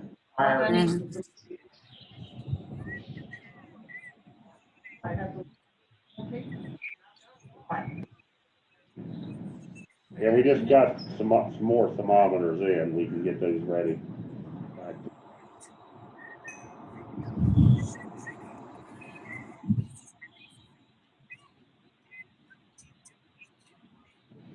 Mr. President, this is Deke. I don't know if it's appropriate for me to ask a question. Sure. Go ahead, Willie. Has does the courthouse and all of the satellite precincts have separate areas that can be set up in the same facility for people who wear a mask versus those who don't?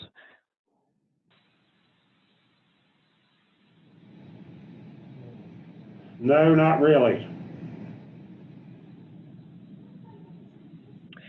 Well, if that's the case, perhaps the room that the machines are in. Now, I'm not speaking to the Secretary of State. I'm just trying to think of a helpful solution to the problem.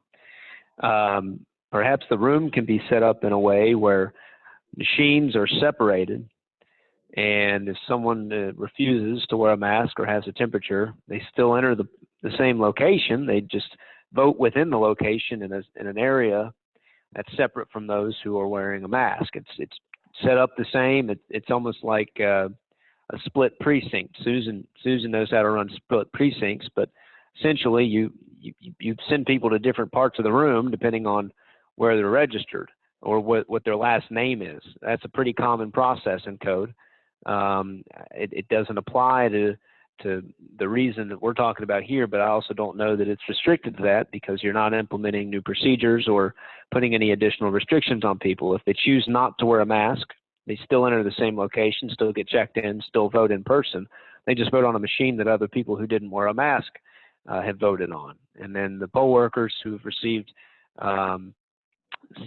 guidance on how to clean machines and surfaces from Susan that came from either us or the CDC or the governor's office or DHHR or your health department can make sure that those machines themselves and the materials that are touched are cleaned more regularly than those of folks who are wearing a mask. Maybe that would be a solution.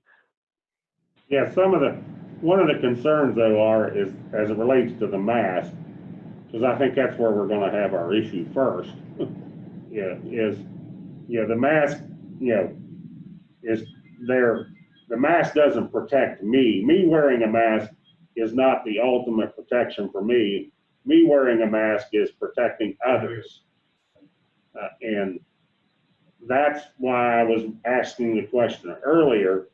If someone refuses to wear a mask, okay, we're not going to refuse your right to vote, but it may take a little bit to clear out the room until there's no other public in there being exposed.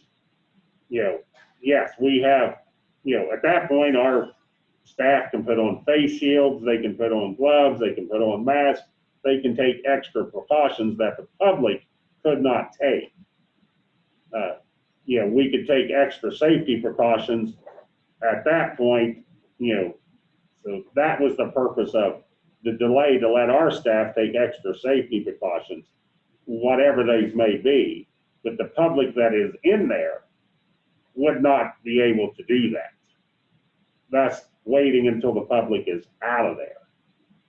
I know it's not the best solution or the best outcome, but it accomplishes their right to vote is not being denied.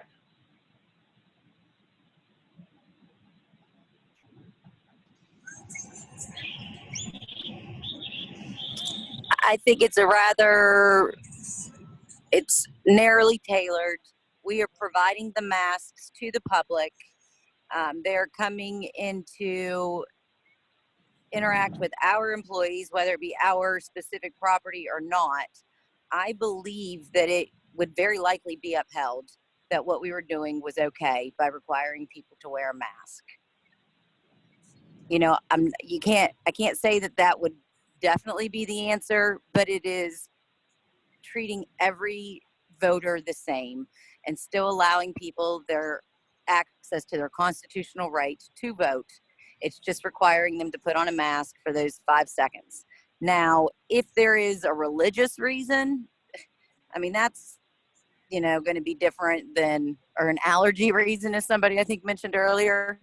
Yeah, that's going to be a little bit different, but just it's my political right, I don't want to do it reason, I think that our mandate would trump that. But again, it has to be narrowly tailored and least restrictive, and we're handing them out. So that's my opinion. especially after reading some of these cases. We're not trying to deny anybody the access.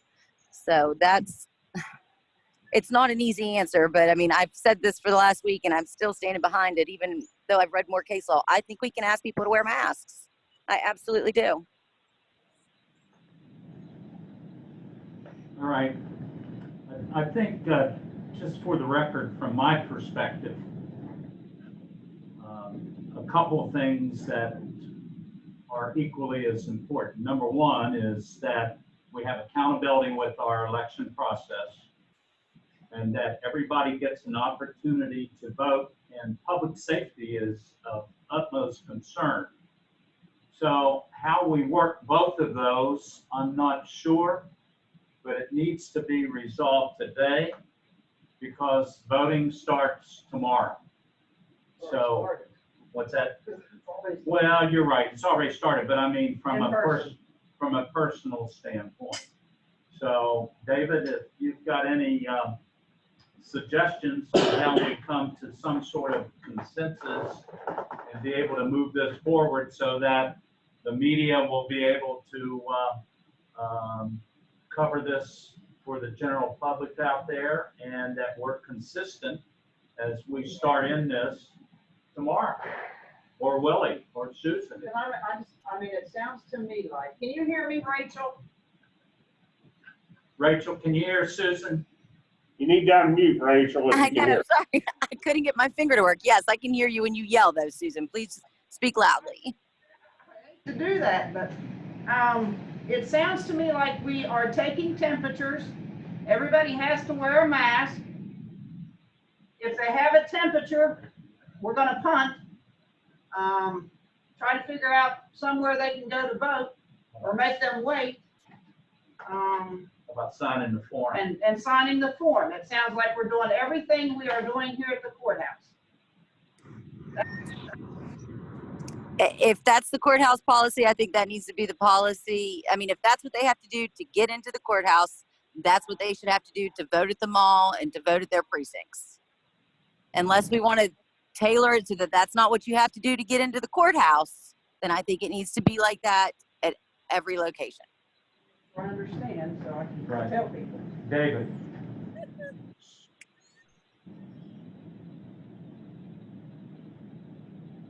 Oh, man. Well, let's wait and see what colleague over here has got going. If I'm a voter, I'm going to read this. If I'm a voter, I'd request an absentee ballot. That would solve their problem. Exactly. Anybody that does not want to follow that procedure has ample time still to request an absentee ballot. Application, call us. I mean, so anybody that doesn't want to follow that procedure has the opportunity, a week, June the 3rd is the last day to get that absentee ballot application. And I know Joanna's on this call, but I think it would also behoove Susan and the commissioners, and maybe this is something that was talked about, because I apologize, I was tardy to this call, but some PSAs probably need to be done, and, hit every media outlet that you can on television, radio, things along those lines as well, social media. Yeah, just due to the number, if you vote here at the courthouse, early voting, with the spacing requirements, there'll be times you have to wait. I mean, I did. Just because of that. About that. And, David, you're still in thought? Yeah, I think you're gonna run into voters, and it's gonna be an issue, Rachel. I will let you take my temperature. I'll tell you that I'll wear the mask, but I'm not gonna sign my name. I'm not gonna give you my phone number, and I'm not gonna answer these questions today. And that's the commission needs to determine whether or not that piece of paper needs to be there or not. I mean, I can't answer that one for you as well. I think that the masks and the temperature readings are narrowly tailored. I looked at the sheet, what was it that Willie sent out yesterday or this morning? And yes, asking people for their, I mean, do you guys think that we have to have them all? That's up to you all. But I think you're going to run into problems, whether it be on their signature or the mask or the temperature reading. Yes, there's going to be people that aren't going to be happy with them. But as they were saying, they do have other avenues. You know, it's not asking or requiring too much. It's no more than 30 seconds to get them into the building after they're done waiting in line. I mean, it's But pretty. Rachel, the question is the sheet that you have to put your name, telephone number, and signs. And, you know, if you're going to be consistent, if we were requiring that in the courthouse, then you have to do it as I thought what you said, you have to be consistent and do it elsewhere too. Yeah, I believe you have to be consistent. I guess I wasn't real clear. I mean, if that's something that you guys are willing to forego to get into the courthouse, then that would be the way to get rid of it. Otherwise, I think it needs to be at all of the locations. So we could do the temperature, we could do the mask, and forego the form that we filled out this morning when we came in and signed. And then if we do the same at our polling places or our early voting, then it's really only the temperature, the mask. But for public safety issues, is it too out of line to be asking those 6 questions? Too out of line.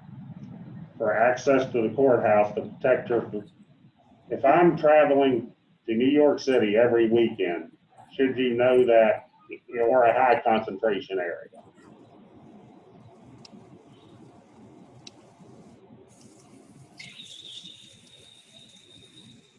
I think if you're requiring people to wear masks, this is Rachel's personal opinion, we don't need the questions because we're safeguarding people via the masks and the temperature readings. That's my opinion. I'm not. And if we do that, should we be doing the questions at all then?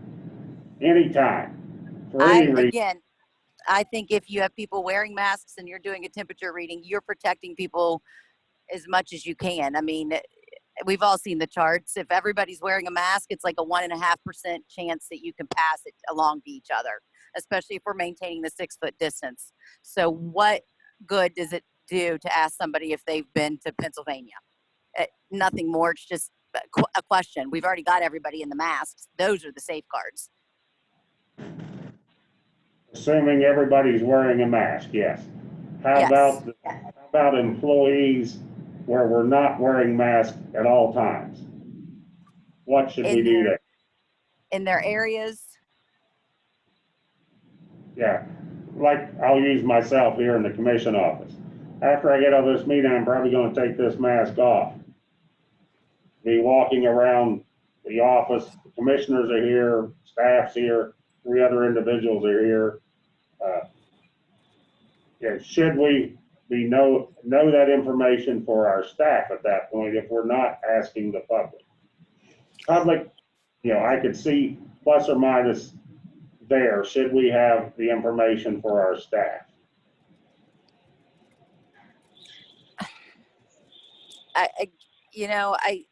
It's going to be up to each constitutional official to some degree when you're behind your office doors.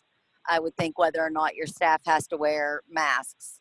And I know you already know this, Willie, like in my office, my staff has to wear their masks when they're in the common areas, but they don't when they're in their own enclosures. So I don't. Not everybody. I mean, we had employees walking down the hallway in the lobby this morning without masks on. Well, and we're assuming at this point that's because they're not used to the new protocol, correct? I would assume that. I had one employee tell me that reported to the commission, he doesn't wear a mask. I said, then you can leave today. He went and got a mask. Okay. I mean, I think the commission can absolutely require members of the public and constitutional official staff to wear their masks in the public common areas of this courthouse, stairwells, elevators, lobbies, all of those places. You know, when you get behind the closed doors, you could still Yeah. require it, but I think constitutional officials are probably just as better equipped to determine what happens in their office spaces. That's my question though, since, Willie's not wearing a mask all the time, should we still have that information for tracking purposes where I'm signing that information that, I haven't been high concentration areas, whatever that definition is for anybody. And, my cough is due to my allergies and et cetera, et cetera. I mean, I don't know why it has to be taken at the difference in front the door. Why would it have to be taken at the front door, not just something that you all circulate within your office confines? Do you see what I'm saying there? I mean, nobody else is getting that information, and when you're around anybody else, they have the mask on, or you have your mask on. Not necessarily, not all constitutional officers are requiring a mask in their areas once they get behind that door. Unless they're serving the public. All right, let's try to take care of the voting, preserving the public safety for the voters. So what I'm hearing is taking the temperature, wearing a mask, and social distancing. David? So if we require it, we don't require the form. I hear that in the motion.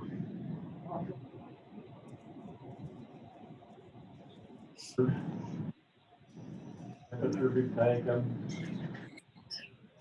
Wear a mask. Social distance. Social distancing.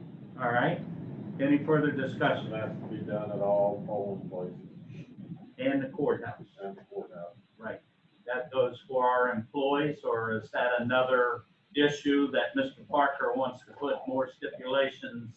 Well, as I understand the motion, it's for voting only. Voting only.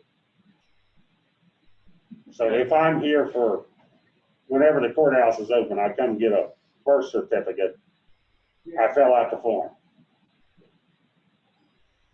That's my question, just to be clear. No. Because No, David. we're changing the policy we just adopted last week. I understand, but when we said that policy was in flux. Yes, I realize. All right. I want to be clear of what we're doing. All right. So we're doing away with the form as the way For I the public. understand David's motion. Public. Pardon? To the public. But we have to still fill out. Still requiring it for staff. Employees, Okay. staff have to fill it out. All right. Only for courthouse. I don't have to fill it out if I'm working at the recreation department. Everywhere, All locations. all locations. Oh, That was my understanding. okay. Any further discussion? Do we understand? Susan, do you have any questions? I think I have it. All right. So basically, the change is for public for all purposes, voting and all other purposes. The public will have the mask, and the temperature requirement will not have the check-in form. Okay. The only thing up to the public is if they break whatever temperature we set at 104. 100.4. 100.4. 100.4, no matter the courthouse. All right. Any further discussion? Rachel, do you have any questions or anything about the motion, what we're doing? No, sir, I understand. All right. Now, question for me, just clarification. Willie comes in, A, I don't want to wear a mask, and or B, I have 101 temperature, but I want to vote. What do we do? All right. That's the second That's the second yes. part. Let's Okay. finish this one first. All right. All right, question being called. All in favor, say aye. Any opposed? Motion passed. All right, next question, Mr. Parker. Yes. We have somebody that has 100.4 temperature. Yeah, somebody that shows up does not want to wear a mask for whatever reason. You know, whatever the case. I'm allergic, I'm religious, I just don't want to wear one.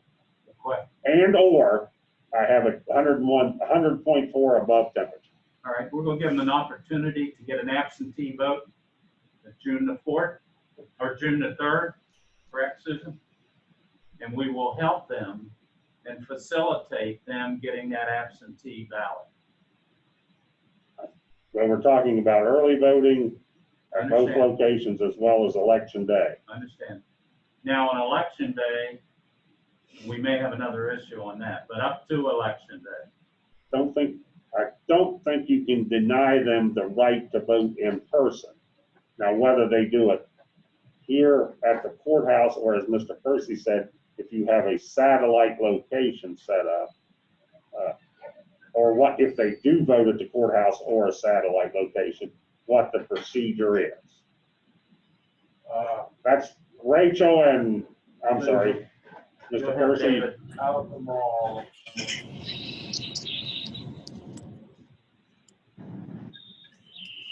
Are you, Rachel? okay, what's the final question on the table then?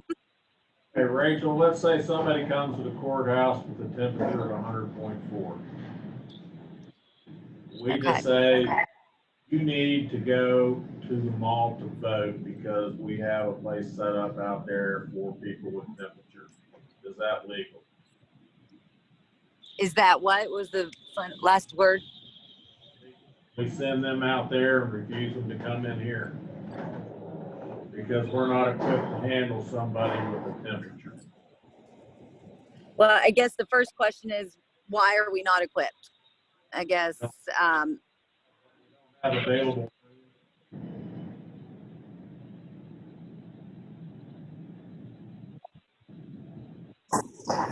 I don't know much. I mean, the mall's certainly not taking temperature readings from what I've seen or read for people to get into the mall. But when they get into our precinct area within the mall, isn't that something that's going to be done? Is they're going to try to take a temperature reading? Yes.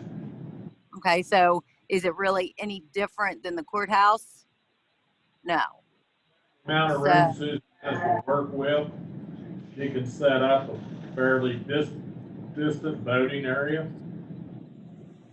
For that person to go over and vote and not expose anybody while they're doing it to speak of. It's easier to do there than in the courthouse. Well, I think you're going to run into the fact that, well, maybe I was able to get a ride to the courthouse, but I can't get a ride to the mall. I think we need to figure out how to get them in and out of the courthouse quickly and sanitize afterwards. I mean, they've come to a legitimate place to vote. Unless we want to set something up in PJ Kelly's, don't we own that building or something like that? That's literally just across the street. Nah, can't use it. But I don't know the ins and outs of all of that. Okay, I got, what's going on the bottom where Chase was?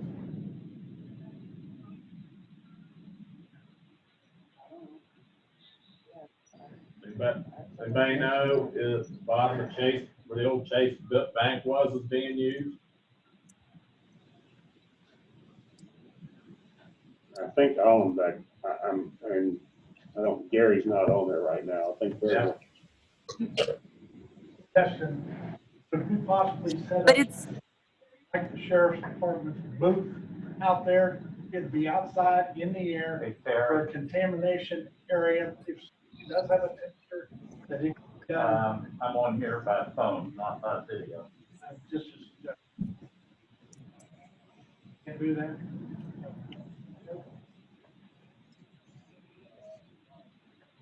Right, okay.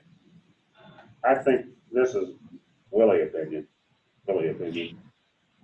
If we have the situation where someone doesn't want to wear a mask or a temperature issue, I think we're on, and Rachel, you can disagree with me if you want. I think we're on better solid footing if we delay them entering here or giving them the option to go there. But if you don't want to wait here, you can go to the mall where we're better equipped. But if you want to stay here, we will let you vote here because of your transportation or the bus schedule or whatever reason. But it's gonna, you may have to wait here in line until we are able to handle that procedure to the best of our abilities. Whether that's additional security measures, letting the other public get out of there and vote and be gone. You know, once they're at that level, it shouldn't be a matter of 10, 15 minutes, maybe, you know, of having to wait. Where I disagree is I don't believe they have a choice to not wear a mask unless it's some sort of religious freedom, something along those lines. Otherwise, we can't. I think that they have to wear a mask. I think that's narrowly tailored. I think it would be upheld as it's constitutionally acceptable because you're giving them the masks. They have to wear the masks. Temperatures are something different. Right, because they can't control the temperature. Correct.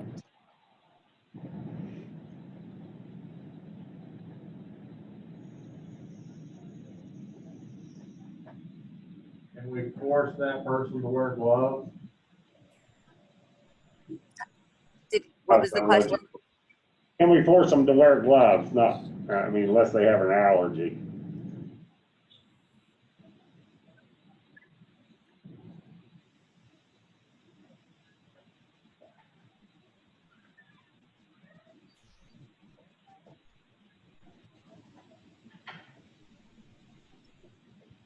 Was that a question for me? I apologize if I'm sitting here not saying anything. I'm sorry. Yeah, can you force an individual to wear gloves? Purpose. What would, if they have a temperature? Yes. I think if they want to, yeah, I mean, I think that extra precautions could be taken, so that you can get them in and out of the courthouse. Again, I think that would be upheld. You're not asking them to go out of the way. We're providing need. It's in the middle of a global pandemic, and their constitutional right to vote is constitutionally permissible.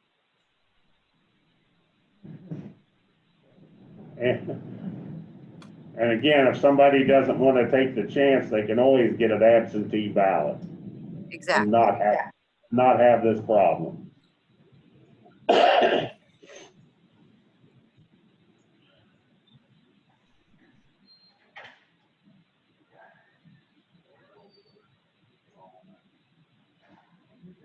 think they were required to pass. But I just wonder what they want to write that.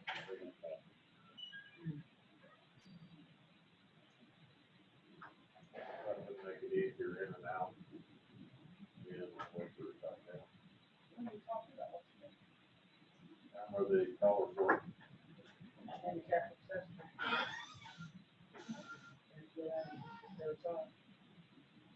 yeah, I don't know what it is.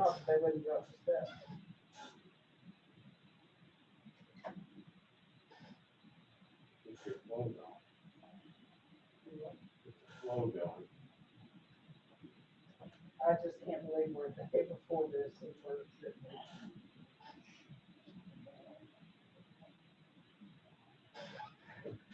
All right, Mr. Parker, where we at? Let's move this thing. It's a matter of how we're going to handle an individual that has the temperature above 100.4.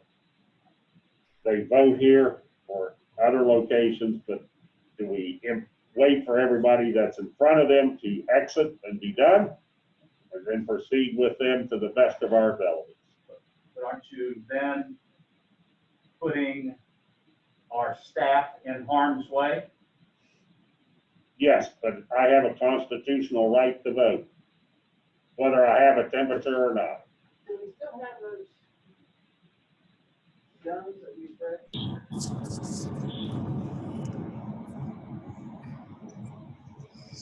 We are So they- still requiring a mask for these individuals. The masks are the biggest safeguards we have per everything I've seen from the CDC and all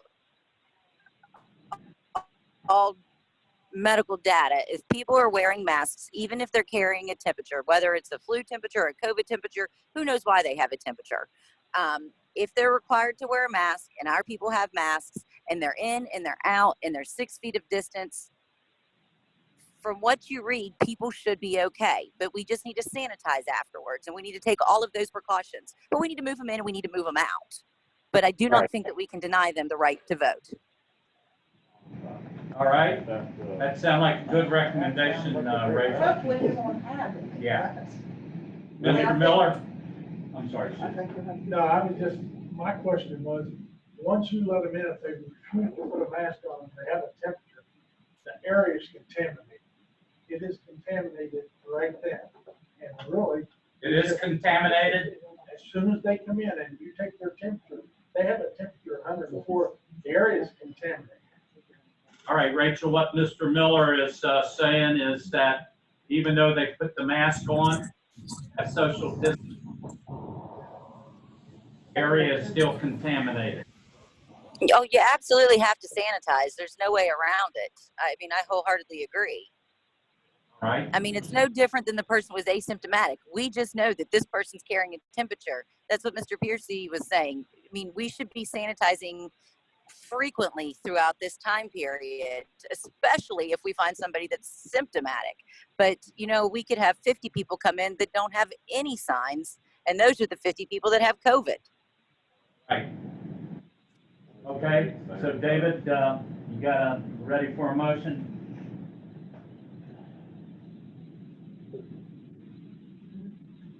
Frame it, Mr. Parker. if someone comes in that has a temperature above 100.4,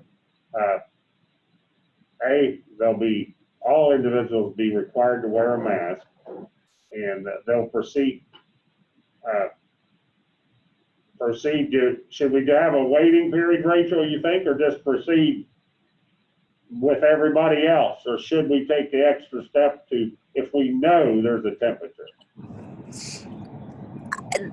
I mean, I think either or would work, Willie. I mean, once they're in the crowd, they're in the crowd, you know? Right. So I don't know. I mean, are we going to segregate them away from everybody, or should we just take them first, move them in, move them out, and get them out of here?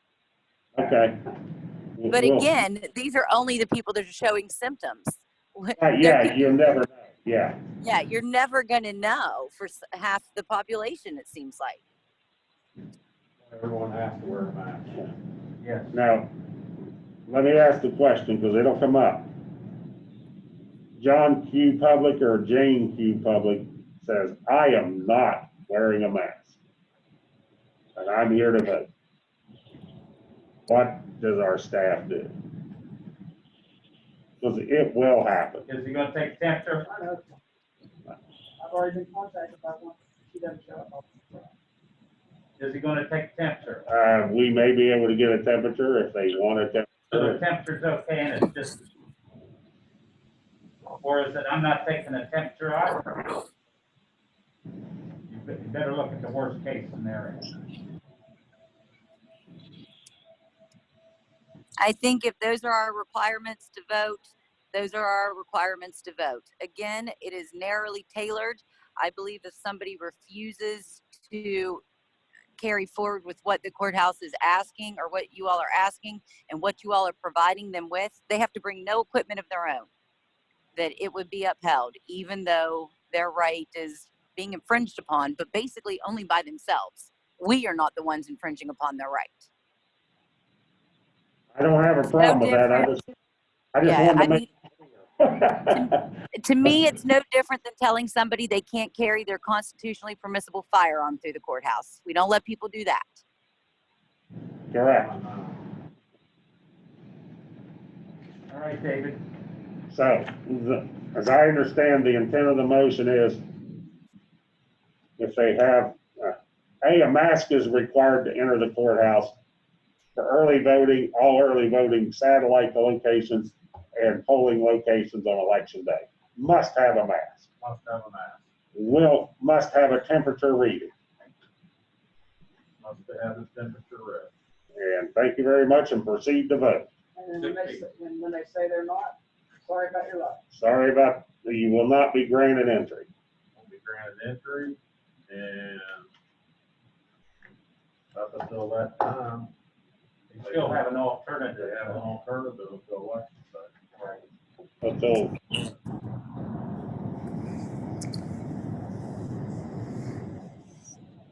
On election day, depending on the status of the virus, we can read. All right. Susan, Correct? understand? did you hear that, Rachel? We're following basically what you outlined Well, the there. front door got it. Yeah, I mean, if they came in with a pistol on their hip, you wouldn't allow them to come vote with that, would you? Nope, would not. Yep. So if they don't want to wear their mask, it's the same thing in this situation. That's the motion? David? Second. No, that was your motion. My I'll second. motion. All right. Favor. Any further discussion? No. Hearing none. All in favor, say aye. Aye. Next. What's up, Willie? I think that will work with IT on streaming election night activities because of the area we have down there, we're gonna be limited, very limited on the number of personnel that can be in there. All right. So we're gonna have to have some cameras set up so people will have access and how we do that, as well as the canvas procedures. All right. Anything else? Nothing? Is there, any reason not to have a camera upstairs while they're doing the opening the ballot and running through the machine for the public to look at whenever they want?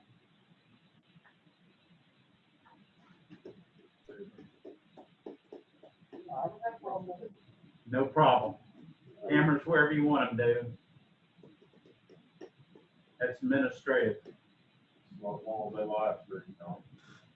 I'm sorry? As long as they live stream. I don't care what you do. We'll figure that out, see what our capabilities are. I mean, are we supposed to stop working, or do you guys want to go up there when we're working? How do you want me to handle this? When we need to, you know? Two poll workers are up there, right? Two poll workers are up there when they start opening and running ballots. Okay. But I mean, right now, if we need to go up there and do something. Before you get cameras up there. Take that president, but Somebody wants to come up and watch and work, they can do that. I need to recuse myself from that because I'm on the ballot. I mean, I just don't want any perception that I have of anything, so. With all due respect, I mean, I feel comfortable with what you guys are doing. All right? Yep. Anything else? Mr. Park, Not that I know of. hearing none. Anyone? motion to adjourn. Motion to adjourn. All in favor, say aye. Thank you, Rachel. Thank you, Mr. Kearsey. Appreciate your time and attendance. Thank you Yes, all. thank you.